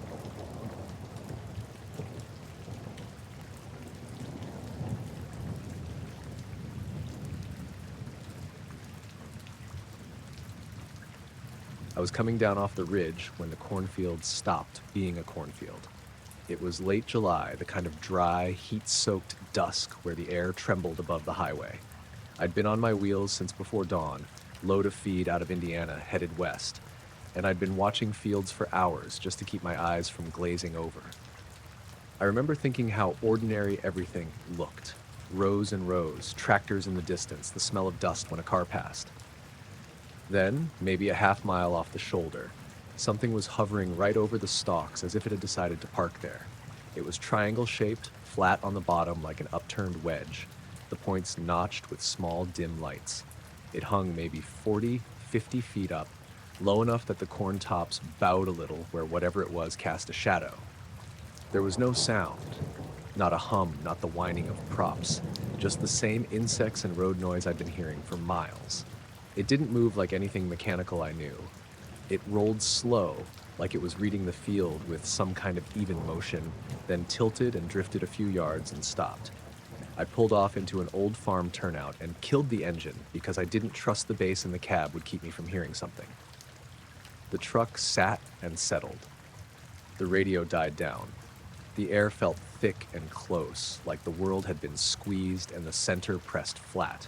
A flock of starlings had been peppering the field a minute before, then they were gone. I scanned the tree line and the sky, expecting a crop duster or a banner or something sensible. Nothing. Just that triangular silhouette against a strip of bruised clouds. I grabbed my phone and hit record because it felt like the right thing to do, the only thing. The battery icon was solid. The camera showed the shape in the distance like it was in every other video I'd taken. Then the screen fuzzed.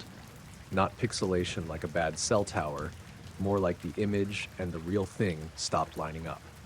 I could see it with my eyes as clear as my windshield, but the phone's live view behaved like someone had put a hand in front of the lens for a second. One heartbeat of black, and when it came back, the triangle was a shade to the left. The phone logged the video and the file acted fine, but the second where the object jerked didn't look like any glitch I knew. I stood there until the light faded and it eased up and away into the low clouds, a small dark shape swallowed by gray. I felt stupid calling dispatch over it, but I radioed my dispatcher anyway. Something odd at mile marker 52 over the Briggs farm. And the reply was the kind of clipped, neutral thing meant to make a man stop talking. Copy. Keep rolling. You don't get a lot of time to make decisions. I sat in the cab until the stars blurred. I wanted to do two things. Drive on until I was out of whatever that was, and call someone who'd give me an answer, or get down in the field and poke through the corn to find out if anything was missing. The first is the habit of a man whose paycheck comes from staying moving. The second was a kind of foolishness I kept myself from indulging. I made myself drive. The highway was empty and the cab was cool. The lane lights rattled past. I kept checking the side mirror though, thinking I'd see the thing again, and sometimes I thought I could. Some crooked, hard-to-place outline on the horizon, but it could just have been memory playing tricks. My next planned stop was at a small interstate truck plaza, a blue-roofed place with a diner that did good pie. I figured I'd get coffee, stretch, and that would be it. Maybe my stomach or the pie or a sleeping shift would quiet whatever attention the sky had put on me. I pulled into the lot and parked in my usual row. That's when I saw them. Two men in black, standing together near the end of the convenience store where the propane tanks sit. They were spaced a little too perfectly, like bookends. Both had on dark suits, narrow ties, shiny shoes, the kind of unruffled getup you see in movies when someone mysterious steps out of a cab. They were watching the lot, watching the traffic, and watching me. I got out of the truck slow and went to the restroom like it was the most ordinary thing I could do. When I came back, the men were still there. A woman in a reflective vest filled her water jug at the pump, and they didn't turn their heads. The cashier at the window kept glancing at the door, then back to the register. I could feel the way the men looked at me without moving their heads. Just eyes like two lenses fixed on a point. They didn't enter the store, they didn't stand in line, they didn't buy coffee or a pack of smokes. They just stayed at that end of the lot and watched the lot, watching people, watching me. It made me want to leave my coffee and donuts and get back behind the wheel and roll off the lot. I had this ridiculous urge to back up and pull out because staying would give them a chance to do something. It sounded ridiculous even in my head, like one of those thoughts you get when sleep is catching up, but I felt it all the same. I walked over to the air and stretched, fingers under my shirt, trying to keep it casual. One of them shifted his weight for the first time since I'd seen them. Not toward me in a way that suggested movement. Just the smallest reach, the slightest turn so that his shoulder lined up with mine. Identical faces, I realized then. Same jawline, same eyes, same expressionless mouth. And they were both focused like the lot was a stage. No cashier came outside. No security walked up. A handful of drivers went about their business, oblivious. I tried the polite smile, the small signal human gesture drivers use to diffuse things. Nothing. They didn't smile back. They didn't blink much, if you noticed. Men in black at a rest stop. There's a kind of joke cab chatter about that, about conspiracy hours and encounters, and usually it's laughed at over coffee. I thought of the dispatcher's voice saying, "Keep rolling," and realized again I had no goddamn sense of where to put this. My friend Luis calls me brave for showing him the video on my phone later that night. I couldn't have shown it if I'd scanned the footage first, because the clip had an odd jump exactly where the object crossed the frame, like someone had spliced a different bit of cloud in. The audio track had a second of high, thin static that looked like a recorded squeal on the wave, then nothing. Luis leaned back and blew out a breath and said, "Keep your ears open." He meant, of course, the sensible thing. Keep your eyes and ears open while you drive and don't do anything stupid. At some point during those coffee and pie minutes, I went and bought the pie. I set it on the passenger seat because habit says a man shouldn't get on the road hungry. When I came back out, the two men were still standing there. The sun had dipped a little more. They were unmoving in that way that made them look like part of the furniture. I got in the truck, started the engine, and pulled out. They watched me leave. No hand waves, no approach, just the watching. I told myself it was coincidence. Men in suits parked because they liked the spot or were working on something official. But when I passed a second rest area an hour down the road just to stretch again, I saw a sedan parked under the far light. No one near it. The driver's door was closed. The license plate was clean. From the angle I got as I rolled by, I could have sworn I saw someone in a dark suit sitting perfectly still on the passenger side, staring forward. I haven't said anything to my company about the craft or the men. I filed a short note in my log. Saw unknown object over Briggs Farm. Photo saved. That's where it sits. It reads small, like a man who is trying to make a brush mark in a ledger and not a confession on a blog. At home that night, my daughter asked why I smelled like diesel and pie. She wanted to know about the sky looking orange on the way in. I said the usual, the highway, heat, a long day. We ate and watched cartoons, and I put the phone away. I don't know who the men were or why they didn't buy anything or why one of them had a tie that didn't move in the breeze. I don't know whether whatever was over the Briggs farm was watching something or looking for something, or whether I'd been the only human who happened to notice.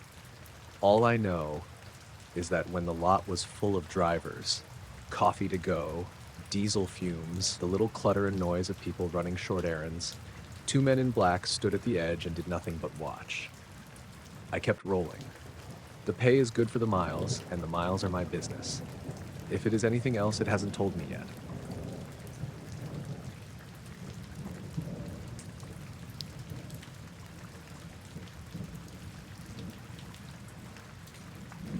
I was driving back from visiting my cousin in Eastern Oregon, taking one of those long two-lane highways that feel like they cut through the middle of nowhere. It was late afternoon, the kind of overcast sky that flattens the light so you can't tell if it's getting close to evening or not. I'd been watching my gas gauge dip for the last 20 miles, so when I spotted a faded sign for a station up ahead, I figured I'd stop. The place looked old, but not abandoned. One pump island, a little shop with a single front window, and a tall sign with half the letters missing. The gravel crunched under my tires when I pulled in. I'd barely shifted into park when a man stepped out from around the side of the building. He was wearing a blue work shirt with Martin stitched on a patch over the pocket and a tan cap pulled low. He smiled as he walked up, one hand already on the pump handle. "Evening," he said, cheerful. "Fill it up?" I nodded, rolled my window down halfway, and handed him my card. He swiped it on a little handheld reader hanging from his belt, then started pumping gas. "Bit of a cold snap coming in tonight," he said, glancing at the clouds. "Gonna be down to the high 20s after sunset." I remember blinking at that because I'd been driving all day in short sleeves with the windows cracked. My car thermometer had read 74 when I pulled in. "Really?" I said. "Feels pretty warm right now." Martin chuckled, like I'd made a joke. "Not for long. Last night it was barely over 30 by the time the moon was up." Something about the way he said it made me check my own watch, even though that didn't have anything to do with temperature. It was 4:42 p.m. He kept chatting, asked where I was headed, if I'd passed the road construction near Ochoco. His voice was easy, calm, like we were old neighbors catching up.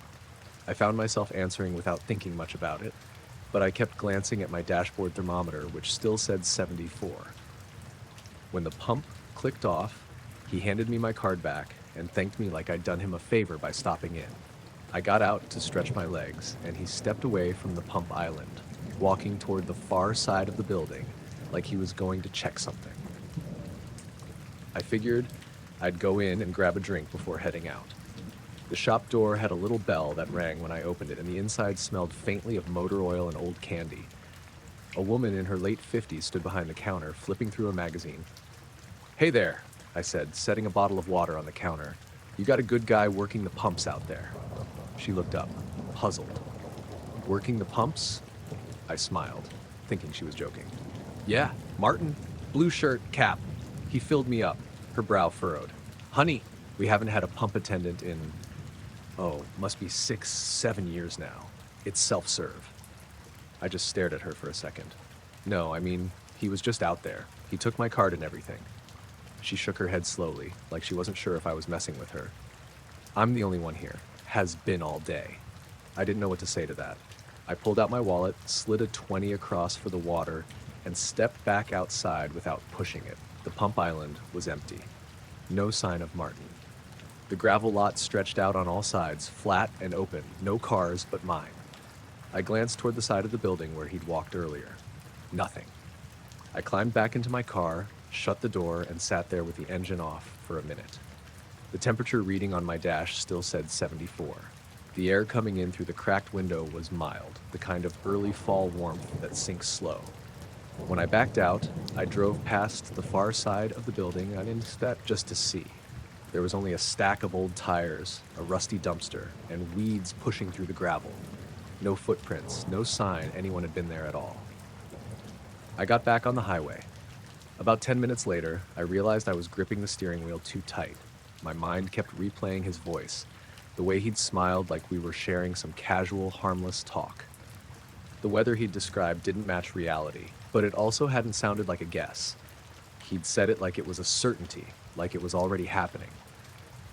And the weirdest part was my card. I checked my banking app at the next rest stop. There was no charge from the station, nothing from anywhere in that town. It was only later, maybe 30 miles down the road, that I noticed something else. My car thermometer had dropped to 52, and I hadn't crossed into any higher elevation. The sun was still an hour from setting.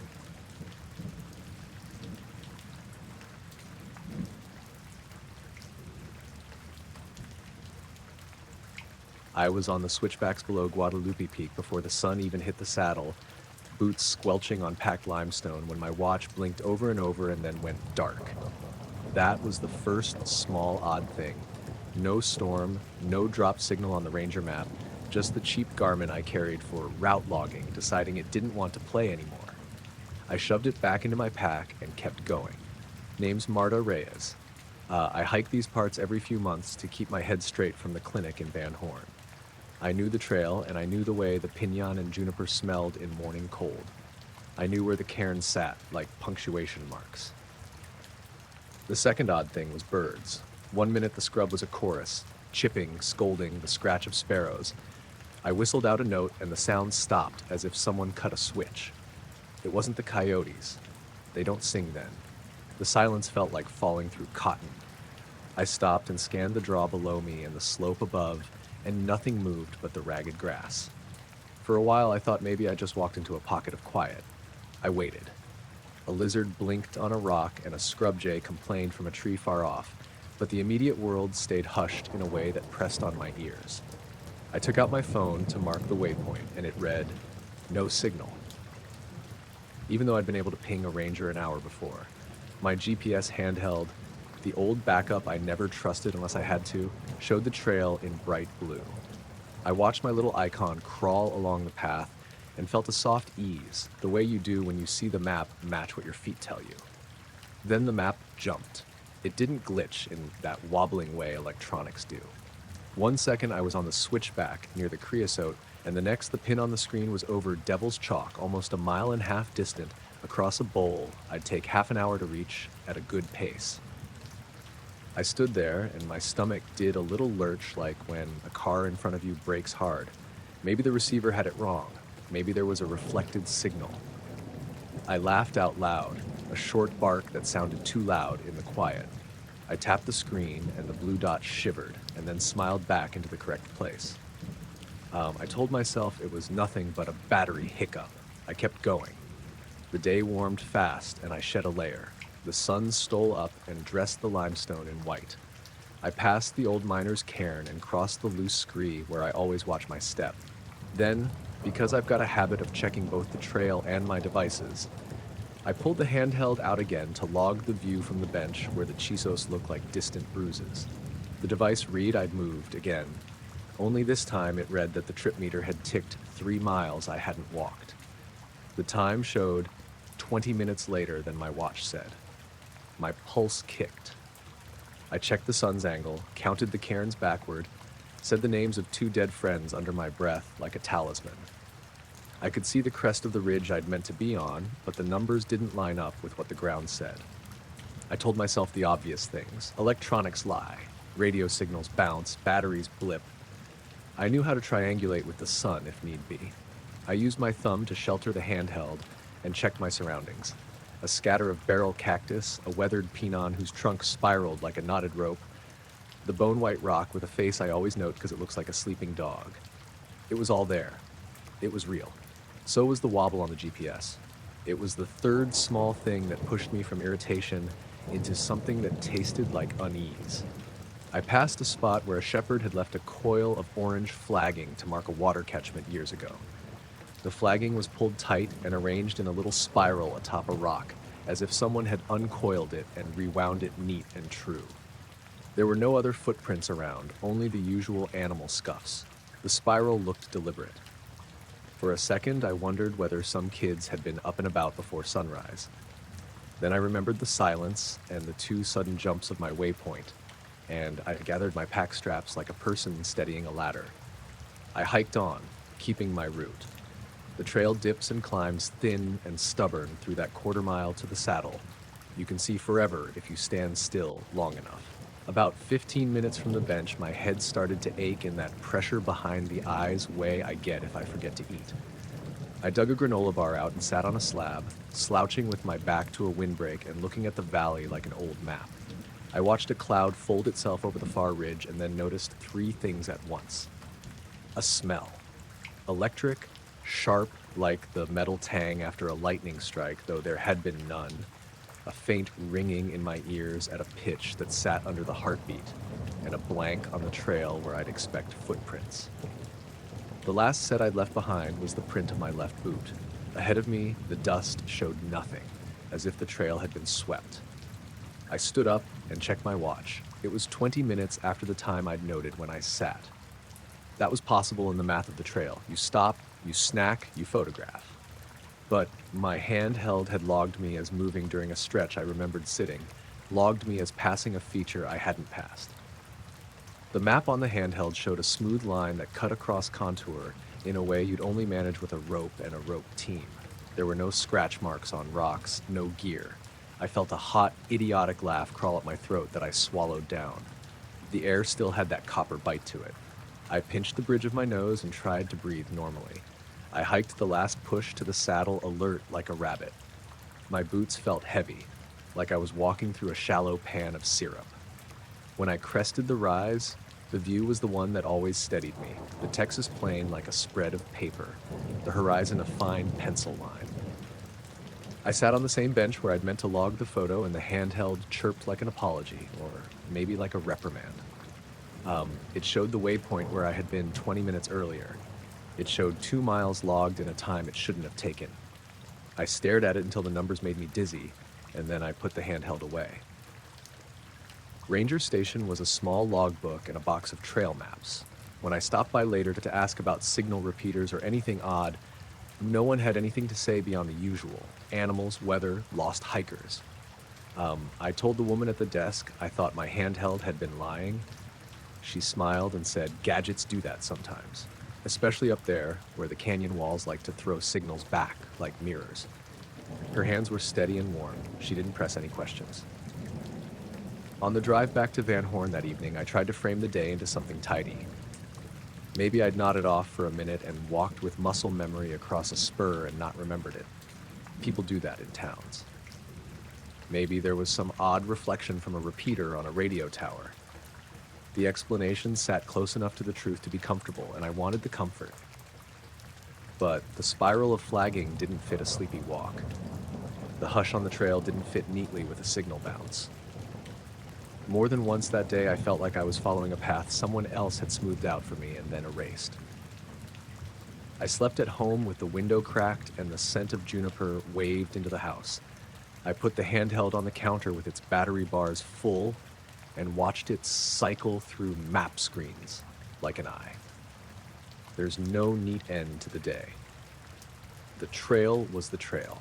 I drove the ridge again a week later with a friend, and we walked every foot of the stretch where my device had said I'd cut across, and there was no place a person could have gotten across without leaving a trace. We took bearings by sun and stone, and the lines came out honest. The handheld still shows a line like a seam where I apparently slipped through ground I did not cross. I came away with bruises from the memory, a thin, persistent knot of things that don't quite line up when you lay them side by side. A watch that blinked out, a quiet like cotton, a map that says I walked where I did not, a spiral of orange flagging wound meat on a rock. I don't have any bright claim because there wasn't one, not in any language I trust. I just had a morning in the mountains that rearranged the small certainties I use to measure myself. Some nights I replay the trail in my head like a map and try to find the seam.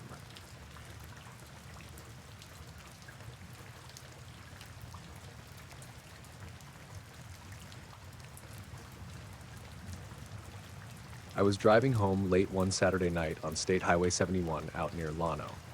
It's a stretch I know well, mostly empty road, rolling hills on either side, a few ranches spaced out enough that you don't see a soul for miles. I'd been out visiting my cousin in town and was looking forward to getting back to my place before too late. The sky was clear, stars bright, and the kind of quiet you only get out in the hill country. I was doing about 65, headlights cutting through the dark when, just up ahead, I noticed a pale light hovering low, right over the road. It wasn't like a car or a truck. The shape didn't have edges or a body I could make out. Just this soft, pale glow, like the color of those old mercury vapor street lamps, but floating maybe 4 feet above the asphalt. It flickered a bit, like it was struggling to hold steady but didn't move. At first, I figured maybe it was some road flare or a piece of trash caught on a sign or something, but there weren't any signs there, just open road and a small rise to the left where the land crests before dropping down toward the creek. No buildings, no lights from anywhere. I slowed down, kept my eyes on it, and the light stayed. It wasn't warm or harsh, more like a dim bulb someone left on by accident. Then, right as my headlights were about to reach it, the light just vanished. Like someone turned it off. The air where it had been was just black. The moment my beams hit that spot, I saw nothing there. No flicker, no glow, no reflection, just the regular flat black of asphalt and the faint outline of the brush along the shoulder. I blinked a few times and slowed down some more, looking for anything that could explain it, but there was nothing. I kept driving, my pulse picking up a little. That stretch of 71's pretty straight and open, and I'd been watching the light for a good 30 seconds before it blinked out, so I wasn't imagining it. A mile or so down the road, I caught a glimpse of some small movement off to the right, where the mesquite trees lined the hill. It wasn't a deer or a coyote, not the way it moved. It was quick, deliberate, and it vanished before I could get a proper look. I shook my head and told myself it was just the night messing with me. The shadows in the brush, maybe a bobcat or something. The night can play tricks if you're alone long enough. Still, I couldn't shake the feeling something was watching. My skin prickled like when a storm's rolling in, but the sky's clear. About halfway home, the radio suddenly dropped into static. I was tuned to a local station playing some old country songs, but the music cut out completely. For a minute, all I had was this low static buzz. I fiddled with the dial, but none of the stations would come in clearly. The static wasn't like interference from hills or storms. It was steady, like a wall of white noise pressed against the car. I pulled over at a turnout to check my phone, but of course no service out there. Typical. When I looked back up, the road was empty. No lights behind me, no other cars anywhere. Then, from the edge of the trees on the left, I caught the faintest flash of something. Just a glimmer, like a reflection, or maybe a pair of eyes. I stared, waiting for it to move again. It didn't.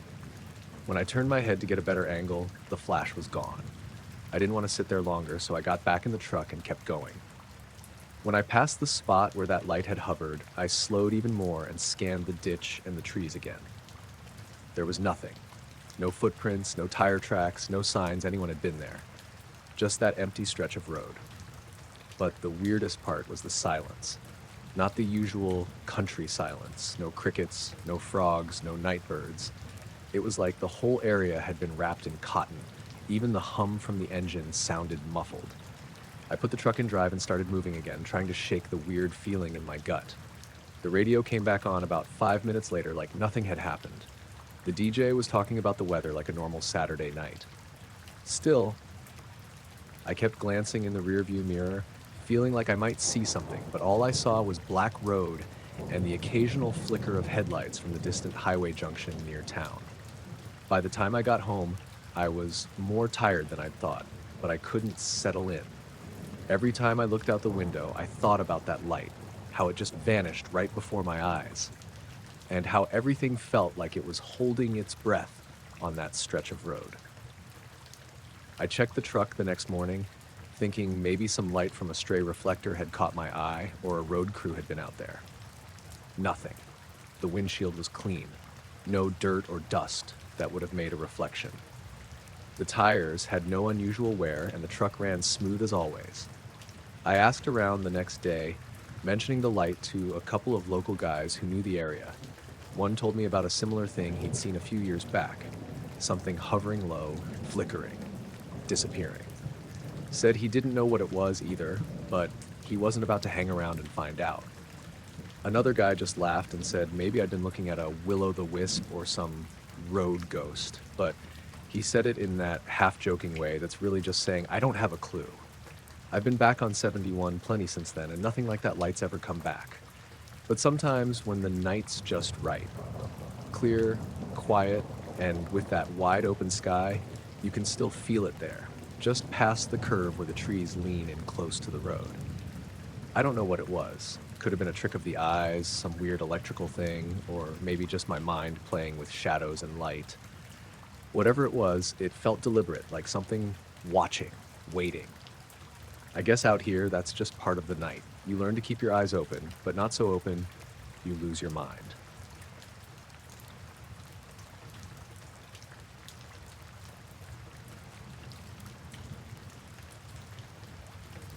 You don't expect much to happen on a Thursday night at the Springfield Community Baseball Field. It's not a big stadium or anything, just the usual setup with 4 poles holding the floodlights, a worn-out chain-link fence, and a cracked asphalt parking lot that smells like old popcorn and fresh-cut grass. I've been coming here since I was a kid, and honestly, most nights it's just crickets, the occasional late jogger or some group of teenagers messing around. That night, though, everything felt off right from the start. I'm Mark Dutton, by the way, and I live just a few blocks from the field, so I usually come here to clear my head after work. It's quiet, and there's not much to worry about. I got there around 10:15 p.m. It was chilly for late July. Ohio summers get humid, but that night the air was strangely still, like someone hit pause on everything. There were a handful of teens sitting on the bleachers. They were tossing a baseball back and forth, laughing, but it wasn't the usual loud, easygoing noise you hear. They were quieter, watching the sky more than the game. I figured maybe someone spotted a satellite or something, so I looked up too. That's when I saw it. Hovering right above the tallest floodlight pole was this weird shape. I don't even know how to describe it right. It wasn't like any airplane or drone I'd ever seen. It was a dark shape, almost a silhouette, but it didn't have clear edges. More like a shadow hanging in the air with this faint, almost oily shimmer around it, like heat haze, but colder, if that makes any sense. No blinking lights, no sound, nothing that should be there at all. The teens noticed it too. One of them, a kid named Joey, I think, pointed at it, eyes wide. "Hey, what the hell is that?"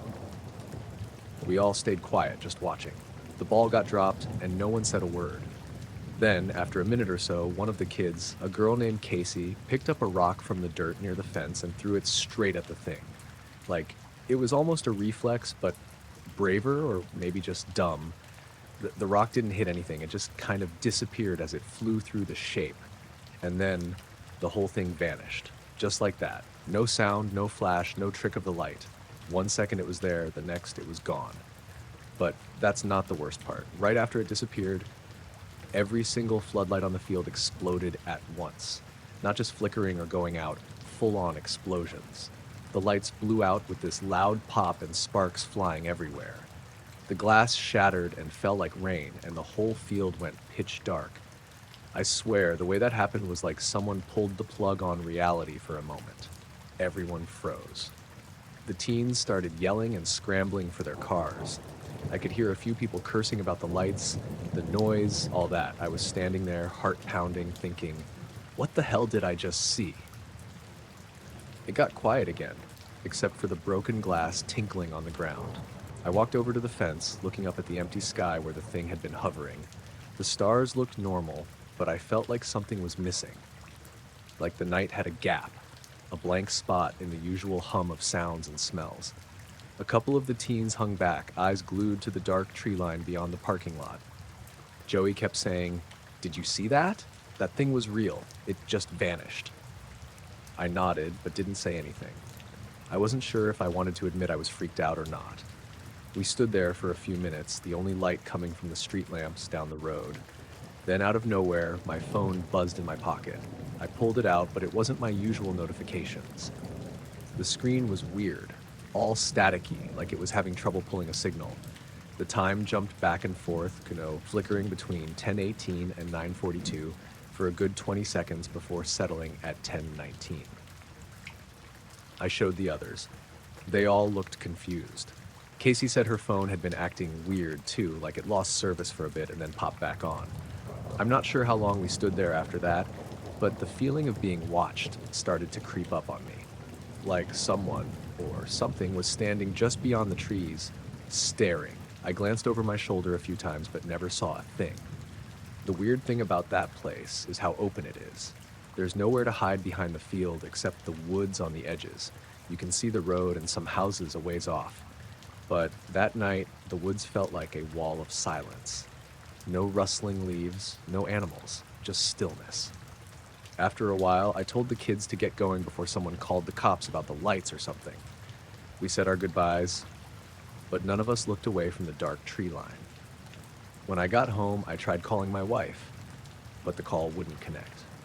The phone showed no service, which was odd since I usually get a full bar right there. I checked all the windows and doors, made sure the house was locked, but the unease stuck around. I couldn't sleep that night. Every creak in the house, every flicker of streetlights outside, felt like a sign something was watching. The next morning, the field was a mess.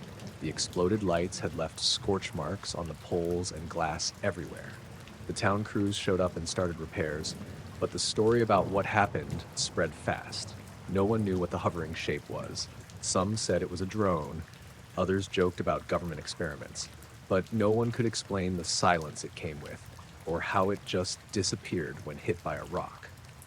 Since then, I've gone back to the field a few times, but it never felt quite right. The place is the same, sure, grass, dirt, fences, but when I'm there, I can't shake the feeling I'm not alone.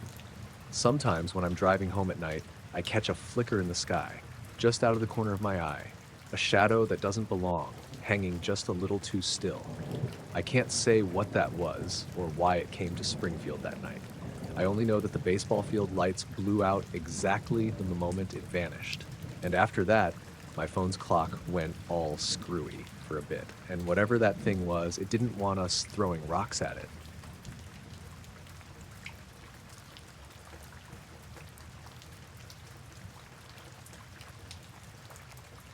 We came upon it without meaning to. It was 1950, and Tommy and I had been out on the county road because that's what boys did when there was nothing special to do. Riding bikes until the spokes sang, then walking farther into the fields than our mothers liked. We found the lane that led past old Mr. Harrow's fence and kept going, through a gap in the hedgerow we'd never noticed before, and then across a little rise into a clearing I'd only seen from a hilltop once before. The grass there ran flat and wide, and the trees made a ring around it, nothing strange. I thought of it afterward as a bowl of green. What made it strange was the blanket in the middle of the bowl. It was spread smooth on the grass, a neat square of red and white checked cloth. On it sat a little enamel teapot, 2 cups, a couple of plates with bread and cold meat, a jar of preserves with the spoon still in. Steam rose off the teapot in thin white ropes, even though the day had come with a north wind that cut through your shirt. The cups were steaming, and the meat looked like someone had only just put it down. Tommy and I stopped at the tree line and looked at each other the way you do when you find something you know you ought not to touch. There weren't any tracks leading to the blanket. No boot prints, no bicycle marks in the grass. The ground around it was unbruised. It was as if the picnic had been laid down and everyone had stepped away footless. We went closer. The plates were set just so, salt and pepper in shakers, a small knife, a folded serviette, everything ordinary, everything clean. The teapot had a neat, steady plume. I reached out because I'm stupid when I'm nervous and put my finger just above the spout. Heat. The metal was hot to the touch, warm enough that the steam had to be real. "Maybe someone's hiding," Tommy said, voice too loud in the meadow. "Like a prank. Old Harrow's grandsons, maybe." We called out then, the two of us. "Hello?"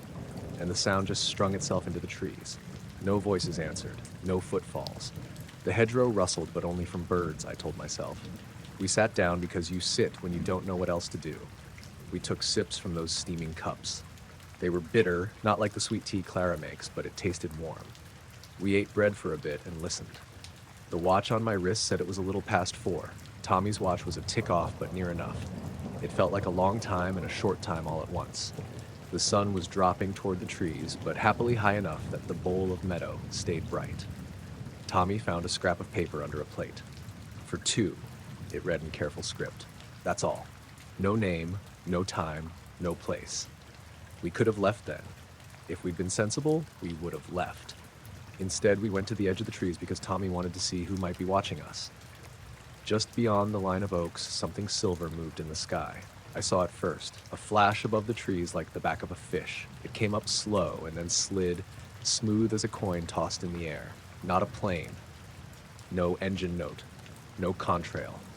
It laughed at the wind and at our shouts because it made no sound at all. The thing slipped on a level path and then passed out of sight into a bank of cloud, as if it had slipped behind the hem of the sky. When it went, the meadow felt thinner, like someone had pulled the wool off a blanket. Tommy swore under his breath. Did you see that?" I remember how his face looked. He wasn't grinning the way he grinned at a circus wagon. He had the look of a man who'd been distracted by a sound in the night and found his house empty. We stood with the hedgerow behind us and the steam of the teapot fogging in the air. We poked around the trees for 40 minutes after that, and the woods gave only bird song and the small creak of branches. The path we'd come on was there, but still no other tracks. The grass near the blanket somehow stayed dry where steam rose. That made no sense. The air tasted of metal for a beat, then it tasted like nothing at all. The radio in my head, if I had a radio then, was static. On the way back to the road, Tommy said he had a feeling he was being watched, not by someone in the bushes, but by the meadow itself, like the land had lent its attention to what had been placed on its center. I laughed because I'm stubborn, because you do what you can to push a feeling away, but I could feel he wasn't saying it for effect. He kept looking over his shoulder until his neck cramped. We walked back slow, and by the time we reached the county road, the blankness of the whole thing had settled into the center of my chest. I said nothing on the bikes. The hedgerow shut the meadow from us like a lid, and the world went to the business of ordinary things. Livestock lowing in the distance, a tractor coughing somewhere past Mr. Benton's. At home, I told Ma about the picnic, because that's what you do with small oddities. Tell someone who will call you sensible. She was wiping the table and stopped mid-swipe and said, "There's no picnic planned anywhere near here." Her fingers went white on the rag. I said it was probably a lark, a picnic left by gypsies or hobos. She gave me that look like I'd put sugar in the salt jar. "Don't go back there, Sam," she said, and folded her hands around the rag until the knuckles shone. I kept thinking about the silver thing. In the light, it had been pale as tin, flat, more like a disc than any bird I'd ever seen. It had no tail, no wings I could pick, and when it slid into cloud, there was no sound. Even now, I can't explain why nothing in the sky mentioned it afterward. The clouds didn't billow, they swallowed it whole. That evening the street was quiet, and Tom's father called Tommy home early. We didn't meet again that night. I lay awake with the taste of that bitter tea in my mouth. And once or twice I thought I could hear the soft hiss of steam like a kettle left to itself. The next day we walked out with ropes and a couple of boards. Tommy wanted proof, wanted to take home a bit of the cheese to show at school. The spot in the meadow was empty. The grass lay flat where the blanket had been, but there were no crumbs, no saucer, no steam stains. The soil looked as if nothing had been there at all. The boards we carried felt useless in our hands, like tools for chores that didn't belong. We told boys at school and they laughed at first. Then one of them, Frank Weaver, said his uncle had seen lights over the moor at dusk that week. A woman down in town swore she'd found a small ring of scorched earth when she'd gone to gather mushrooms. A mechanic at the garage said his dog had refused to go out at night for 2 nights. Not one person had seen the same thing we'd seen. Everyone's story fit in a pocket to be pulled out later. People called us dreamers, and maybe in the end, that's what we were. But when I passed the hedgerow on the way into town, I always slowed, looking through the gap as if the blanket might appear again and someone would be sitting on it, picking at preserves as if they'd been there all afternoon. Weeks went by and life trotted back to its ordinary pace. I mowed the lawn. I helped Ma with shopping. I spent evenings at the shop with Tommy and men who told stories about baseball scores and the county fair. The memory of the silver thing kept itself to the corner of my thoughts, a small ache that would arrive when the sky went flat and the streetlight hummed. Once, months later, I dreamed of a plate steaming and a cutlery line neat as a soldier. I woke up with the taste of bitter tea and the clean smell of metal. In the mornings, I'd tell myself I'd been foolish to believe anything odd, but by then you learn that some things refuse a tidy explanation and insist instead on staying strange. We never found who had laid the blanket. We never found the silver shape again. The meadow remained a meadow, the hedgerow a hedgerow. At times, though, when I'm walking past it now, grown a little wilder since the summer, I swear I see the grass lie down at the center for a blink, like a breath held and released. And I still think of that scrap of paper that said simply, "for 2, and of the steam rising from the teapot, while no one watched.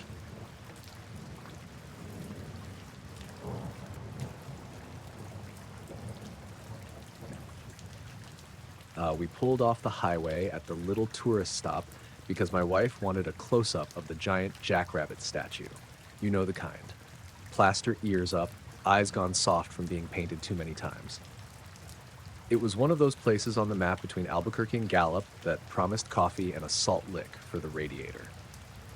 Our kids, Maggie was 9 and Billy 6, had been cooped in the Studebaker since dawn and were eager to run around. My sister Ida had come along. She likes road trips the way some women like bridge clubs. It looked ordinary enough when we stopped. A gravel lot, a wooden diner with a swinging door, an ice machine humming out back, a string of faded pennants over the entrance. The sign said, "Rabbit's Rest, photo a mile." There were a couple of other cars, an old pickup and a family with their own camera, and a man at the counter who sold postcards and peanuts. We took the picture on the south side of the statue because the light was right. Late afternoon sun coming off the sage. I put the camera on the little tripod, wound the shutter carefully like my father showed me when I was a boy, and set it for a wide shot. I remember telling Billy to stand next to the rabbit while I cleared my throat and waved at Ida to get Maggie to stop fidgeting. I can still see the way the kids were standing. Maggie with her hand on the rabbit's knee, Billy half turned like he wanted to race. Ida had her hand on my shoulder, smiling the way she always does when there's fresh air. I snapped 2 frames so I'd have one for the album. There was nothing then that made me think of anything odd. The bell over the diner door jingled. Someone laughed on the porch. The river of cars on the highway droned by like usual. The man selling postcards called out the price of a Coke, and a dog that I'd thought was tied up ran after a boy and then came back, tail wagging. After we stretched our legs and bought Cokes, we asked the man behind the counter where to get the film developed. He pointed to the Rexall in town. They said it would take overnight and cost a little more if you wanted your negatives. We left the prints at the desk and drove on, Route 66, to wherever the road pushed us that day. I thought no more about the picture until the next afternoon when the Rexall clerk handed me the envelope. The first several shots were what you'd expect: the rabbit looming over us, the diner behind, Maggie's hair in the light, Billy's grin. Then the third print, I knew it by the way Maggie was squinting into the sun, had something else in it. Something like a bright coin in the sky, but not a coin. Smooth, too smooth. Oval, maybe, with a sheen like polished tin. It was just above the ridge of the hills behind the tourist stop, and if you squinted, it had a faint, darker band along one edge. The thing was small and distant in the frame, but it was clearly there, right where the sky is plain blue. I ran my finger over the edge of the print the way you do when you're trying to make the light line up. "Did you see this?" I asked Ida at the counter, and she took the picture and blinked and handed it back. "Did you?" She started, then shook her head. "No," she said, and her voice had that little catch little cat get when she's thinking hard. "I don't remember anything." That was the strangest part. We all knew the routine of a tourist photo. Your eye remembers children squinting, the way a hand fell on a knee, whether someone was looking at the camera or not. None of us remembered a thing in the sky. Maggie and Billy kept saying the bunny smelled like old paint, and Ida said the coffee was the best she'd had on the trip. No one mentioned an oval, bright thing. I showed the photograph to the clerk, and his face went a little flat. "Looks like a light," he said. "Could be a plane. Maybe the sun caught a strut, or those chemtrails get funny with the light." He looked equally unsure. He offered to show me the negative. When he held it up to the lamp, the silver shape was there too, crisp as the rabbit's ear. When we drove back that week, the place was different. The rabbit was still the rabbit. The diner still had the same screen door, but folks were looking at the sky. A man at the counter when we stopped, different from the one who'd sold postcards, said he'd had 2 calls from other towns asking if anyone had seen odd lights the evening before. He swore he hadn't, then added quietly that a neighbor of his swore her cattle wouldn't move for 2 hours. The cowboy at the gas pump said his radio had given a hiss just before he went inside for a sandwich, but that wasn't uncommon, he hedged. There was always a story if you leaned close enough to a stranger. I kept looking at that print even after we put the rest in the album. The shape was small in the frame, but it had that impossible sheen, like someone had polished a coin number flat and left it too bright. When I held the negative to the light, I could see a fine grain above the object, like the sky had been disturbed in a neat little ripple. After a week, I'd become the man with the picture. At church, members asked and nodded. Ida's friends at the beauty shop had their own theories. One said it must be some military experiment, another said it was likely only a trick of the developer. I started to doubt myself the way you doubt pennies dropped in a dark pocket. Maybe I'd looked up and then looked down. Maybe my eye made a thing from lens flare. It didn't help that the Rexall man told me the machine was checked and the chemicals were fresh. He did not offer any opinion. I kept going back to the tourist stop. I wanted to ask people to listen for the sound of planes at odd hours, or for someone to say, "Oh yes, now you mention it, I remember." The place seemed more ordinary each time. The dog was tied up now and didn't move. A kid chased a spool across the lot. A woman in an apron scrubbed the counter of the diner. A man in a suit looked up from the paper and watched us as if he had been watching a whole day of people go by. He did not answer when I asked about lights. At home, I framed the print and put it on the mantle between the clock and the school photograph of my children. Sometimes in the evenings, I'd catch myself standing in the hall and studying the sky in that little square of paper, as though the oval might shift or say something. Maggie would ask why I kept looking at it. I told her I liked the way the sun had come off her hair. She seemed satisfied and bounded off to her room. There were other little things after that. Once I was filling the truck with gas, and the man at the pump turned his head and said, "You ever get the feeling someone's looking?" He meant anyone, he explained, the way you do when a dog gives you the once-over. An old woman at Mrs. Dalton's grocery said she'd seen something like a kite that evening, but with no thread. A boy at school said his father's compass had spun a little while they were fixing fence posts. Each time I heard a thing, it sat with me like a small stone in my shoe, annoying, making me aware of the step I took. The print sat on my mantle for months. Once, after a storm, I found myself setting it face to the window as though the thing might slip out of the paper and into the sky. Nothing happened. The children grew and broke toys, and the photograph yellowed a touch at the edges. The oval in the sky stayed where it had been, still and small, a light with no sound. I went back to the tourist stop one last time before the leaves turned. The rabbit had been repainted. Someone had hung bunting that looked new. The man in the diner told me he'd been there when a couple from Amarillo came in with a stack of photographs showing the same bright spot. He had no more answers than I did. Maybe the world's keeping a secret, he said, and offered me a stale donut. I don't claim to know what it was. I know how it felt, like being present at the edge of something you can't reach. The photograph hangs in our house still, more out of habit than curiosity.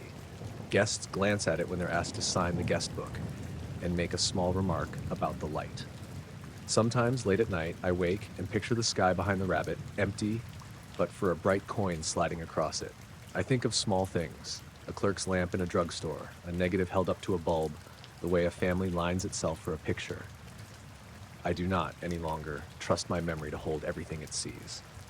The camera kept a thing for me that my eyes had missed, and for reasons I cannot give a name to, I kept looking at that small bright mark as if it might give one back.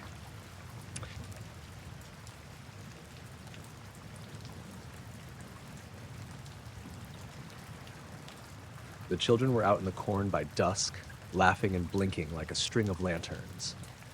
I had the screen door propped and was rinsing a dish at the sink when Tommy came tearing back first, boots clattering on the porch. He looked like every boy after a long chase, cheeks bright, hair plastered to his forehead, but he was pale in a way that didn't come from running. "Pa," he gasped, "there's a man in the corn." "Who's with you?" I asked, "because you say that out of habit. Who's with you? What did you do?" And he didn't answer for a second. His eyes were fixed on the field as if it might still be there. "Roger and Elsie ran to the house," he said. He asked me what year it was. "What did you tell him?" I set the dish down and felt the water chill. Tommy's voice went very small. I told him. He said it twice, like he'd forgotten. He swallowed. "He wore a hat like Mr. Hargreaves used to wear, like a fedora. He was tall. He was white, Pa, like he had no color." Mary came out from the kitchen then, wiping her hands on a towel. She saw Tommy's face and the way he kept looking over my shoulder and went still. "What about the others?" she said. "They ran," Tommy answered. Elsie screamed when she saw him. He didn't shout or anything. He just said, "What year is it?" and smiled. We looked at each other the way you do when something small has gone wrong and you are trying to find the sensible place to put it. The light had that thin quality right after the sun drops. The corn rusted to a darker green, the fireflies beginning again. I put my cap on and grabbed the lantern from the porch rail. "Stay here," Mary said to the children, though she didn't sound as sure as the words were supposed to be. I stepped into the field and took the rows, lantern held out so the light made a pale trail on the stalks. The corn husks whispered against each other. The faint smell of river muck and the general late summer sweat of everything out there filled my nose. I called, "Hello?" Low, the way you do when the place is supposed to be empty. My voice came back thin. The place where Tommy and the others said they'd been was a little wedge of flattened corn by the second row. The stalks lay like a small hand had smoothed them. It wasn't a big patch, only a few paces, but the way they bent was wrong, neat, not trampled. You could still see the dew on the leaves, and there were no footprints to speak of in the loam. When I knelt down, the dirt was dry on the surface, not like it's been pushed around by boots. There was a faint smear on a leaf, something like dust in a light crescent. I walked the rows for a while, calling the children's names. The sound of the lantern came back to me as if I were far away. The fireflies made a patchwork behind me, and a beetle clicked somewhere. At the edge of the field, near the old fence, Roscoe's ears pricked, and he gave one short bark. He didn't want to go in the grass. He wouldn't go. Roscoe is not a nervous dog. He does not usually decline a walk. I went back to the house when the children wouldn't calm down, and Mary kept telling them to go inside and wash their hands. We tried to make light of it. My sister thought of ghost stories. The kids insisted they'd been funny, but there was a grayness about the rest of the evening. Mary made tea and set the kettle on slow. The radio in the kitchen, the small Philco on top of the icebox, that night made a soft buzz and then played the farm report. I sat with the cup between my hands and couldn't get that man's voice out of my head. The calm way he'd asked, the pause as if searching for the proper answer. The next morning, I walked out to the field in daylight just to see again. The flattened wedge was still there, the stalks lying the same way, like a sheet folded and tucked in. I raked my fingers through the dirt, no prints. The children told the next-door neighbor, Mr. Bailey, who came down with his hat in his hand and frowned at the neatness of it. "You saw nothing?" I asked him. "No," he said slowly. But old Joe at the mill said his boy came in last night and wouldn't eat. Said he thought someone was standing on his porch watching the stars. Those small things began to pile up. The hens on Mrs. Abernathy's place went silent at dusk for a few nights. The church bell had rung twice and then gone dead once during morning prayers, and the sexton swore he hadn't touched it. My wristwatch, I've had it for years, gained nearly 10 minutes overnight once and then righted itself when I tried to set it. I'm not a man to believe in omens, but you notice if a watch starts to have its own ideas. 3 days after the boys came home, Elsie told me she had seen the man again while she was bringing in the milk pails. She said she was crossing the thin patch of field near the lane, and there he was at the fence, leaning on a post as if he'd been standing there all afternoon. She said he looked right at her and didn't blink. She ran. Her voice slipped, like it might again, and she pressed her small hands over her mouth when she told it. I went out that evening with a better lantern and a neighbor's shotgun in the truck, though I never thought I'd need it. The corn made the same rustle in the wind. The sky had gone to the color of a tin roof. I eased the truck down the path and stopped. At the corner of the field by the ditch, I thought I could see a shape, a pale line between the stalks. But when I stepped out and walked the edge, there was nothing, only the blades and the smell of the earth and my boots scuffing the soil. That night, we left the kitchen light on and the children slept with open doors. I sat in the rocking chair with the lamp low and Roscoe at my feet and listened to the house live. Once, when everything was quiet, I heard a sound outside like the faint ticking of a far-off metronome, a rhythm that didn't belong to the farmhouse. Not a car, not a train, not an animal. It ran for a second and then went away. I told Mary and she said, "Probably some switch, Frank," and she folded the quilt over the children. I wanted to ask more questions, but there was only the small safety of everyday things, dishes, the calendar on the wall, the way the curtains caught the streetlight. A week passed and folks in town began to tell of their own little oddities. Mrs. Klein at the post office said she put a stack of letters on her counter, and when she turned back, one pile had slid to the floor, though no breeze could account for it. Hank from the creamery said his clocks had been wrong all week. One of them had stopped at 4 and refused to start again until he wound it an extra turn. People said the sky had looked odd over the river on Tuesday, a thin, pale band that didn't match any of the maps. They said it like people say, "You might have been out of town," a way to keep distance. I never saw that pale man close again. Once late, I thought I saw someone tall and pale in the hollow down by the old oak, but when I took the lantern and walked the path, the figure had vanished as if it had never been there at all. I asked Simpson at the feed store if he had seen anyone. He shook his head and said he hadn't. Still, when I passed the corner by the field, I found myself holding my breath, steady as if waiting for something to be right. The children got over it. Time does what time does, and their fear turned to dares and then to the business of school. But Tommy still looks toward the corn sometimes when we pass, the way a man looks toward a road he used to drive. Mary says not to let it bother me. I do the chores and I make sure the locks are set and I keep the lamp by the door at night a little longer than I used to. I'm not telling anyone I know all I think. Folks have enough to mind as it is. Maybe it was a man who lost his way, or some joke. Maybe it was a trick of the light. But when the dusk comes and the fireflies start and our boy wants to stay out late a minute longer, I keep my eye on the corn. Once in a while, I reckon, you learn that some things you can't fit into a neat box, so you fold your hands and go on.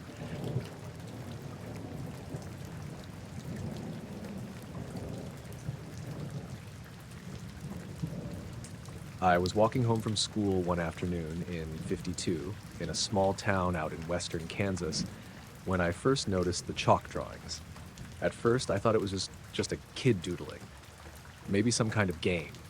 They were strange, though, like nothing I'd ever seen. Sharp angles, almost like a broken circle with little lines radiating from it. I stopped and looked at it for a moment, then kept walking. By the next day, more of them had appeared on the sidewalks near the tracks. I asked a few of the kids in my class about them. Nobody knew how they got there. One girl, Clara Jensen, said, "The man by the tracks showed me." She said it like it was normal. I asked her what she meant, but she just shrugged and stared at her shoes. The tracks weren't far from town, just past the old grain elevator.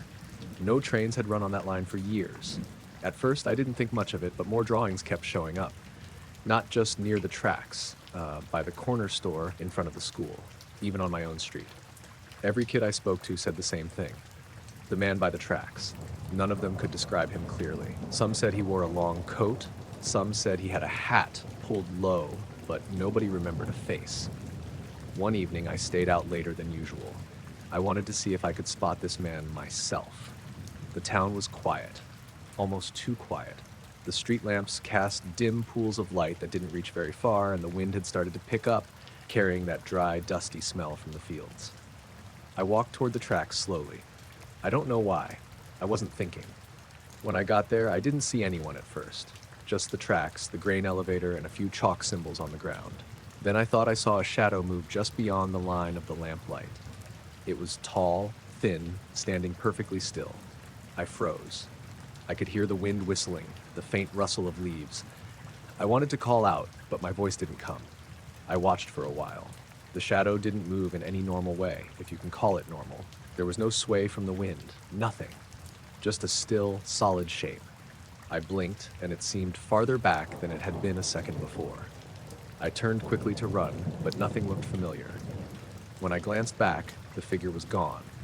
The next day at school, more chalk drawings had appeared, exactly the same symbol over and over. I noticed something else. The kids who drew them didn't seem to remember doing it. I asked Tommy Harper about one he had made the night before, and he looked at me like I was crazy. "I didn't do that," he said. "I was inside." But I'd seen the drawing myself, fresh and bright on the sidewalk. Over the next week, I started paying attention to the kids more than anything else. They would sometimes pause mid-step and stare toward the tracks, even if no one was there. I caught Clara Jensen doing it once. She was holding her chalk in the air, looking straight at nothing, then suddenly she would start drawing, repeating the symbol over and over without a word. I tried asking her what she saw, but she couldn't answer, just whispered, "He comes by the tracks." It got harder to ignore after I saw the symbol myself. One afternoon, I was walking home past the grain elevator, and the chalk was already there, freshly drawn, though no kid was around. I bent down to touch it. The lines felt almost wet, though it hadn't rained. My fingers left no mark. I stepped back and looked around. Nothing. Nobody. I started noticing other things, too. Small sounds, mostly. Scratches, whispers that stopped when I turned my head, and lights along the tracks at night. They weren't like normal lamps, just small points of light hovering low over the ground, moving slowly. I thought maybe it was a reflection or someone with a lantern, but it made no sense. The tracks were abandoned. One evening, I decided I would see him, whoever he was. I walked past the grain elevator, the wind biting at my ears. The lights appeared again, floating along the rails. I held my breath and kept walking, trying not to make a sound. I reached the spot where the chalk symbol had first appeared, and then I saw him, or I thought I did. He stood just past the tracks, tall and straight, coat dark against the fading sun. No hat this time. His head was tilted slightly, like he was studying something. I wanted to call out, but my throat tightened. I tried to step closer and the lights flickered, almost like they were shy. I froze, looking from the figure to the tracks and back. Then he was gone. Not walking away, not turning around, just gone, like someone had snatched the air from around him. The next morning, more chalk symbols were on the sidewalks, closer to the houses this time. I asked my mother if she'd seen them. She said, "It's just the children playing, Richard. Don't worry about it." But she was lying, I could tell. She'd seen the same thing. I spent a lot of time watching after that. I didn't sleep well. Every night, I would hear faint whispers along the tracks, and sometimes I would see shapes moving just beyond the lamplight. Not fast, slow, deliberate, careful, always just out of reach. And the chalk symbol kept appearing, as if someone was marking a path, though to where I couldn't tell. One afternoon, I saw Clara and Tommy walking toward the tracks. They weren't talking, just staring straight ahead. I followed from a distance. They stopped, bent down, and traced the symbol into the dirt with sticks. Then they walked away like nothing had happened. I touched the ground where they had drawn. No chalk, no trace at all. A few weeks later, my father came home from town with a story. The older men in the bar had been talking. One claimed he saw strange lights near the tracks, moving against the wind, shifting as if alive.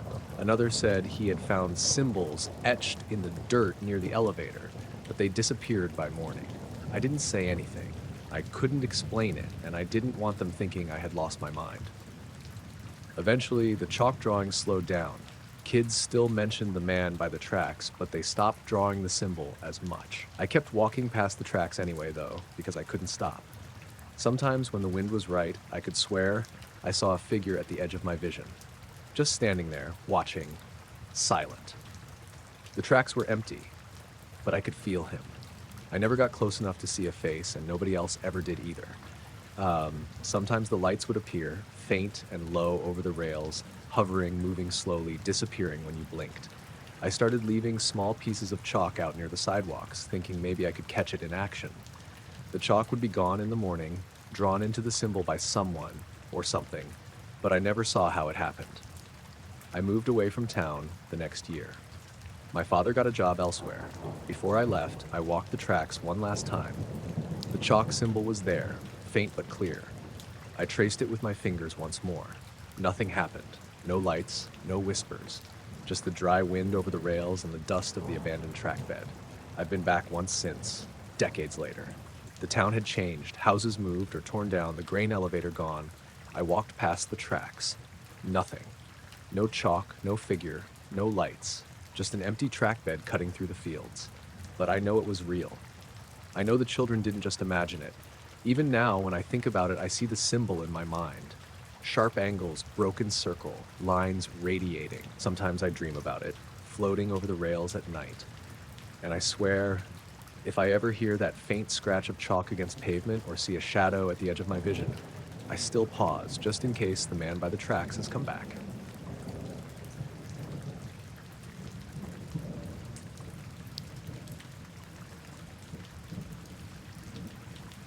I was driving my family home that night, a narrow stretch of road just outside of Plainfield, New Hampshire. My wife, Claire, was in the passenger seat, and the kids, Timmy and Sally, were in the back, half asleep. The air was cold, and a thin fog had settled over the pines that bordered the road, making the beams from our headlights dull and yellowish. I'd been on this route plenty of times, but that night, everything felt different. Slower, somehow, like the fog was thickening around us more than it should have. I had just rounded a bend when I saw them, two bright points of light in the distance, perfectly aligned, coming straight at us. At first, I thought it was a car, but something about it didn't feel right. The lights didn't waver like headlights usually do. They stayed exactly level with each other. My first instinct was to slow down and pull over to the side of the road, and I heard Claire mutter, "Someone's coming," in that low, nervous voice she sometimes gets. The lights got closer, and I realized there was no sound, no engine, no tires crunching on the gravel shoulder, nothing. Just those two spots of brightness, steady, staring at us like eyes. I slowed all the way down and eased our Plymouth over to the side. The kids stirred a little, and Timmy asked if we were going to stop for someone. I told him yes, just a minute. Then the weird part happened. The lights lifted. Not like a car going over a hill, but literally rose from the road, drifting upwards silently, almost lazily, like they were buoyant or floating on some invisible current. Claire gasped, and I could hear her clutching her coat tighter around her shoulders.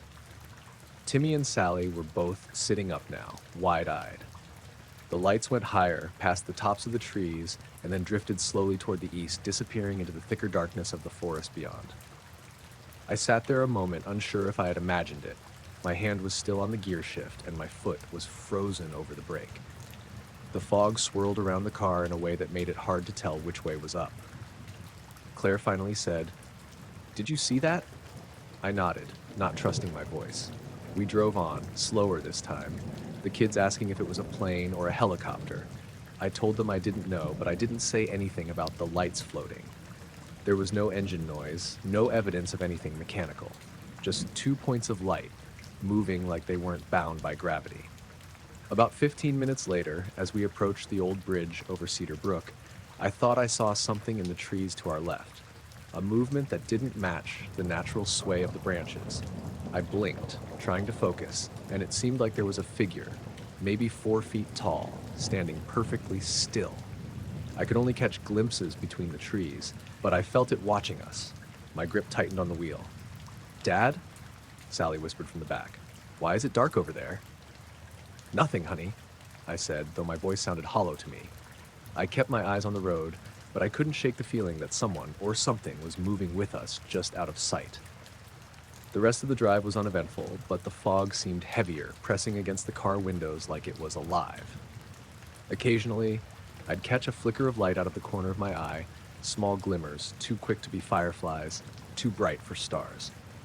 I looked for animals on the road, but there was nothing. No deer, no rabbits, no raccoon. Just fog, dark trees, and that unsettling feeling of being observed. By the time we got to the edge of town, the fog thinned and the lights of the houses looked ordinary. The kids had quieted down, Claire was pale but trying to stay calm, and I was just glad to see street lamps again. I parked in front of our house and didn't move for a while, just staring at the black line of the road disappearing into the trees. Later that night, I couldn't sleep. I kept hearing the sound of that road in my head, the way the fog had sounded against the car, and the faint echo of something lifting silently. I went back outside around midnight to check the road. Nothing. Just the empty road, some ice glinting under the moon, and the occasional owl calling from the pines. No tracks, no footprints, nothing to explain what I'd seen. The next day, I went back to the stretch where we'd pulled over. There were tire marks from our Plymouth and the faint impression of our car's wheels on the gravel, but no sign that any other vehicle had passed through. Not a mark, not a smudge, nothing at all. I walked along the roadside for nearly a mile, checking for footprints or broken branches. The trees were all untouched. I asked a neighbor if they'd seen anything odd the night before. They hadn't. No one reported strange lights or missing time. I wondered if I had made it up, but I knew I hadn't. Claire had seen it too, and she wasn't the type to jump at shadows. A week later, I was driving past the same road, trying to act normal, and I felt a tug of dread in the pit of my stomach. The fog had rolled back in that evening, heavier than I remembered. I slowed down, and for a moment I thought I saw something moving just at the edge of the trees again, a shimmer, like a reflection or a ripple. My heart started pounding, but when I looked directly, nothing was there. I still don't know what it was. 2 lights, rising off the ground, silently, drifting into the sky, and that fleeting glimpse of movement in the trees. I've gone back to that road plenty of times, during the day, at night, in clear weather, in fog, but it hasn't happened again. Still, every time I pass that stretch, I feel like someone or something is watching, just out of reach. Some people think I made it up, or that it was a trick of fog and headlights, but I know what I saw. The weirdest part is that it wasn't threatening. There was no roar, no danger, no pain, just presence, moving in ways it shouldn't. I can't explain it, and that's what keeps me uneasy. Claire says I shouldn't dwell on it, that our family is safe and the lights probably had a simple explanation. Maybe. But the image of those 2 lights, lifting off the ground and gliding away without sound, stays with me. Sometimes at night, when the wind is low and the fog presses against the window, I imagine them rising again, just beyond the pines, waiting. I tell the story like this because it's real. Nothing has come after us, nothing followed the car, nothing tried to touch us. But there's a strange emptiness in that part of the road, a quiet that doesn't belong. And I know if the fog rolls in again, I'll see it too. The kids never mentioned it again. Claire never wanted to drive that road at night for a while. I understand why. And I understand that some things, no matter how clearly you see them, don't fit with the world as you know it. You just have to accept that and keep driving. That's what we did.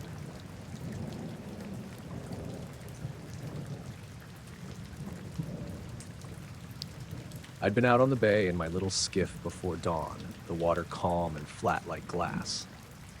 The year was 1954, and I had gotten used to the quiet mornings, just me, the gulls, and the smell of salt on the breeze. I wasn't much for company anyway. I'd shoved off from the dock in Marshport around 3, expecting to spend a couple of hours hauling in whatever the tide wanted to give me. The sun hadn't broken over the horizon yet, but the water had this silver shimmer that made it almost like daylight. I started pulling in the net a little after 3:30, the usual rhythm of lifting, shaking, and setting it back down. Usually I'd find a decent catch, small cod or maybe some flounder tangled up in the corners. That morning, though, something felt wrong. The net came up heavier than usual, but there wasn't much movement in the weave. When I leaned over to peek inside, I froze. Every fish was dead. Flat on their sides, mouths open, gills still, scales faintly glowing like they were lit from within. Not the kind of glow you'd get from moonlight or reflection. It was almost phosphorescent. I rubbed my eyes, thinking I must be seeing things, but when I looked again, they were the same. I'd been fishing Marshport Bay for 20 years, and I'd never seen anything like it. My first thought was contamination, maybe some chemical runoff from the factories upriver, but the glow, that made no sense, and the smell wasn't chemical, it was just faintly metallic, but not strong. I tilted the net, half expecting the fish to jump back to life. They didn't. Not a twitch. I sat back on the edge of the skiff and stared out toward the open water, trying to shake it off. The mist was thick, low over the surface, and I could barely see past 50 yards. Then I noticed something just beyond the end of my oars, hovering above the water, maybe 100 feet out. At first, I thought it was the fog catching the moon, but it wasn't moving with the wind. It was a smooth, silvery shape, low over the waves, and it was completely silent. I couldn't make out details, just a blur of reflective metal. My stomach went tight. I wanted to reach for the net, maybe splash water to see if it would react, but I couldn't move. I just watched. It stayed there, not more than a few feet above the water, almost floating. Then, very slowly, it started to rise. Not up the way a plane climbs, nothing mechanical about it, just straight up, smooth, steady. I blinked, and in a heartbeat it was gone, just gone.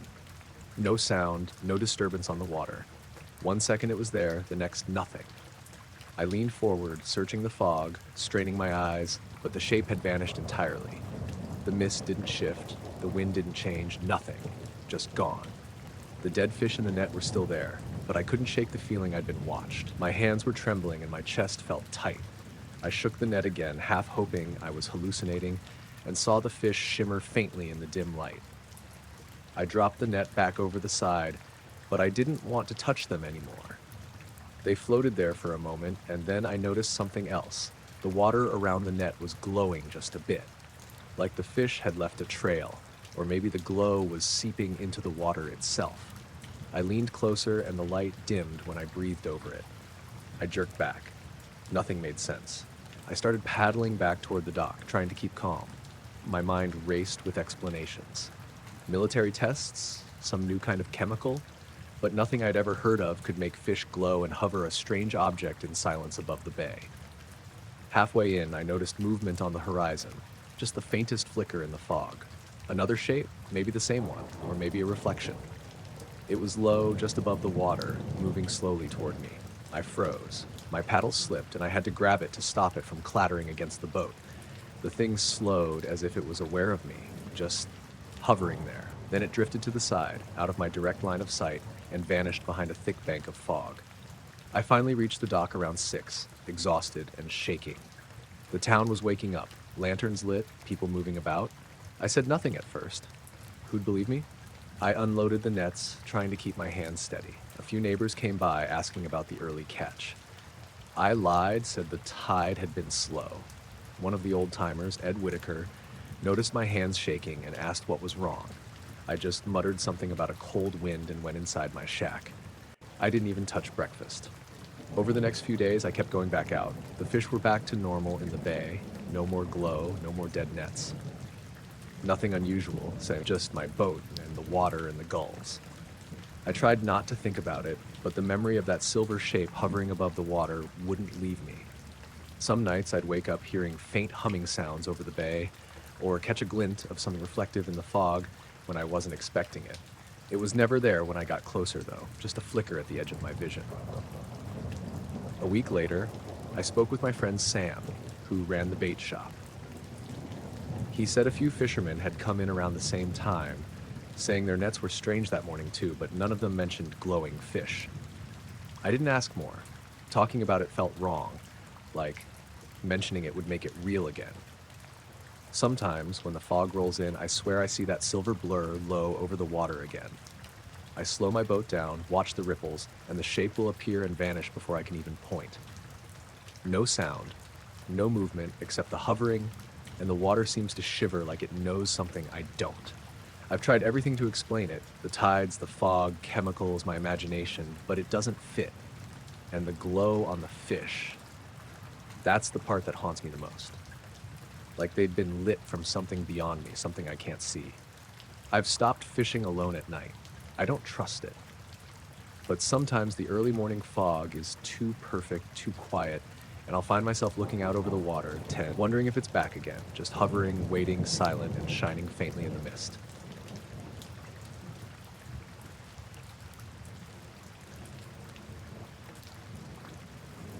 I was working at a logging camp up near the Cascades in 1950, along with 4 other men. We'd been hauling firs and pines for weeks, living in those rough canvas tents that leak if the wind picks up too much. I was Joe Mallory, just a kid from Portland looking for steady work, and the other men, Frank, Bill, Amos, and Henry, had been around the mountains longer than I had been alive. Nights there were quiet in a way that presses against you. The wind through the trees, the scrape of logs against one another, and nothing else. We got used to the quiet, but it made any strange sounds seem enormous. It started one evening when I went to check the line of cut timber along the far edge of camp. I noticed something sitting on one of the stumps near the clearing where we stacked the logs. At first, I thought it was one of the men playing a joke. The figure didn't move as I walked closer, but it was clearly a man. Tall, unnaturally so, maybe 7 feet, and pale, almost the color of fresh birch bark. His shoulders were stiff, and he didn't look around, didn't acknowledge the wind rustling the leaves or the faint cry of an owl. He just sat there. "Evening," I said cautiously. He didn't respond. I called out again. Still nothing. I took a few steps closer, and then he spoke. His voice was flat, precise, like a schoolmaster reading from a lesson. "The tests are finished." That froze me.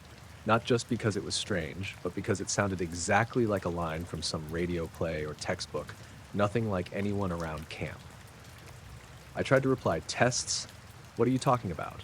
But he didn't answer. He just stared straight ahead, not at me, not anywhere. I went back to the tents and told the other men. Frank laughed. "Kids seeing things, go get some sleep." But Bill, who had been in these woods longer than anyone, frowned. "Let's go see," he said. We grabbed lanterns and cautiously made our way back. When we got there, the stump was empty. No one. We all looked around the clearing, our lanterns casting wide circles of light over the mud and leaves. Nothing. No footprints, no sign anyone had been there. Even in the soft mud along the path leading into the clearing, there wasn't a single print. We all stood there, mouths open, and finally Amos said, "Well, maybe it was a trick of the light." I didn't think so. I knew what I'd seen. The next night it returned, same stump, same posture, same expressionless stare. I didn't call out this time, I just watched from a distance. The others were skeptical, though Henry did glance nervously over his shoulder a few times. Then the figure spoke again, same monotone. "Tests are finished." Bill, getting impatient, stepped closer. "Who are you? What do you want?" The figure turned its head slightly, just enough that you could tell it was aware of us, and said nothing else. We waited tense, the air thick with mist rolling off the hills. Then it stood, tall, rigid. It turned toward the woods, walked a few steps, and disappeared into the shadows. I followed the next morning, thinking we could track it, but nothing.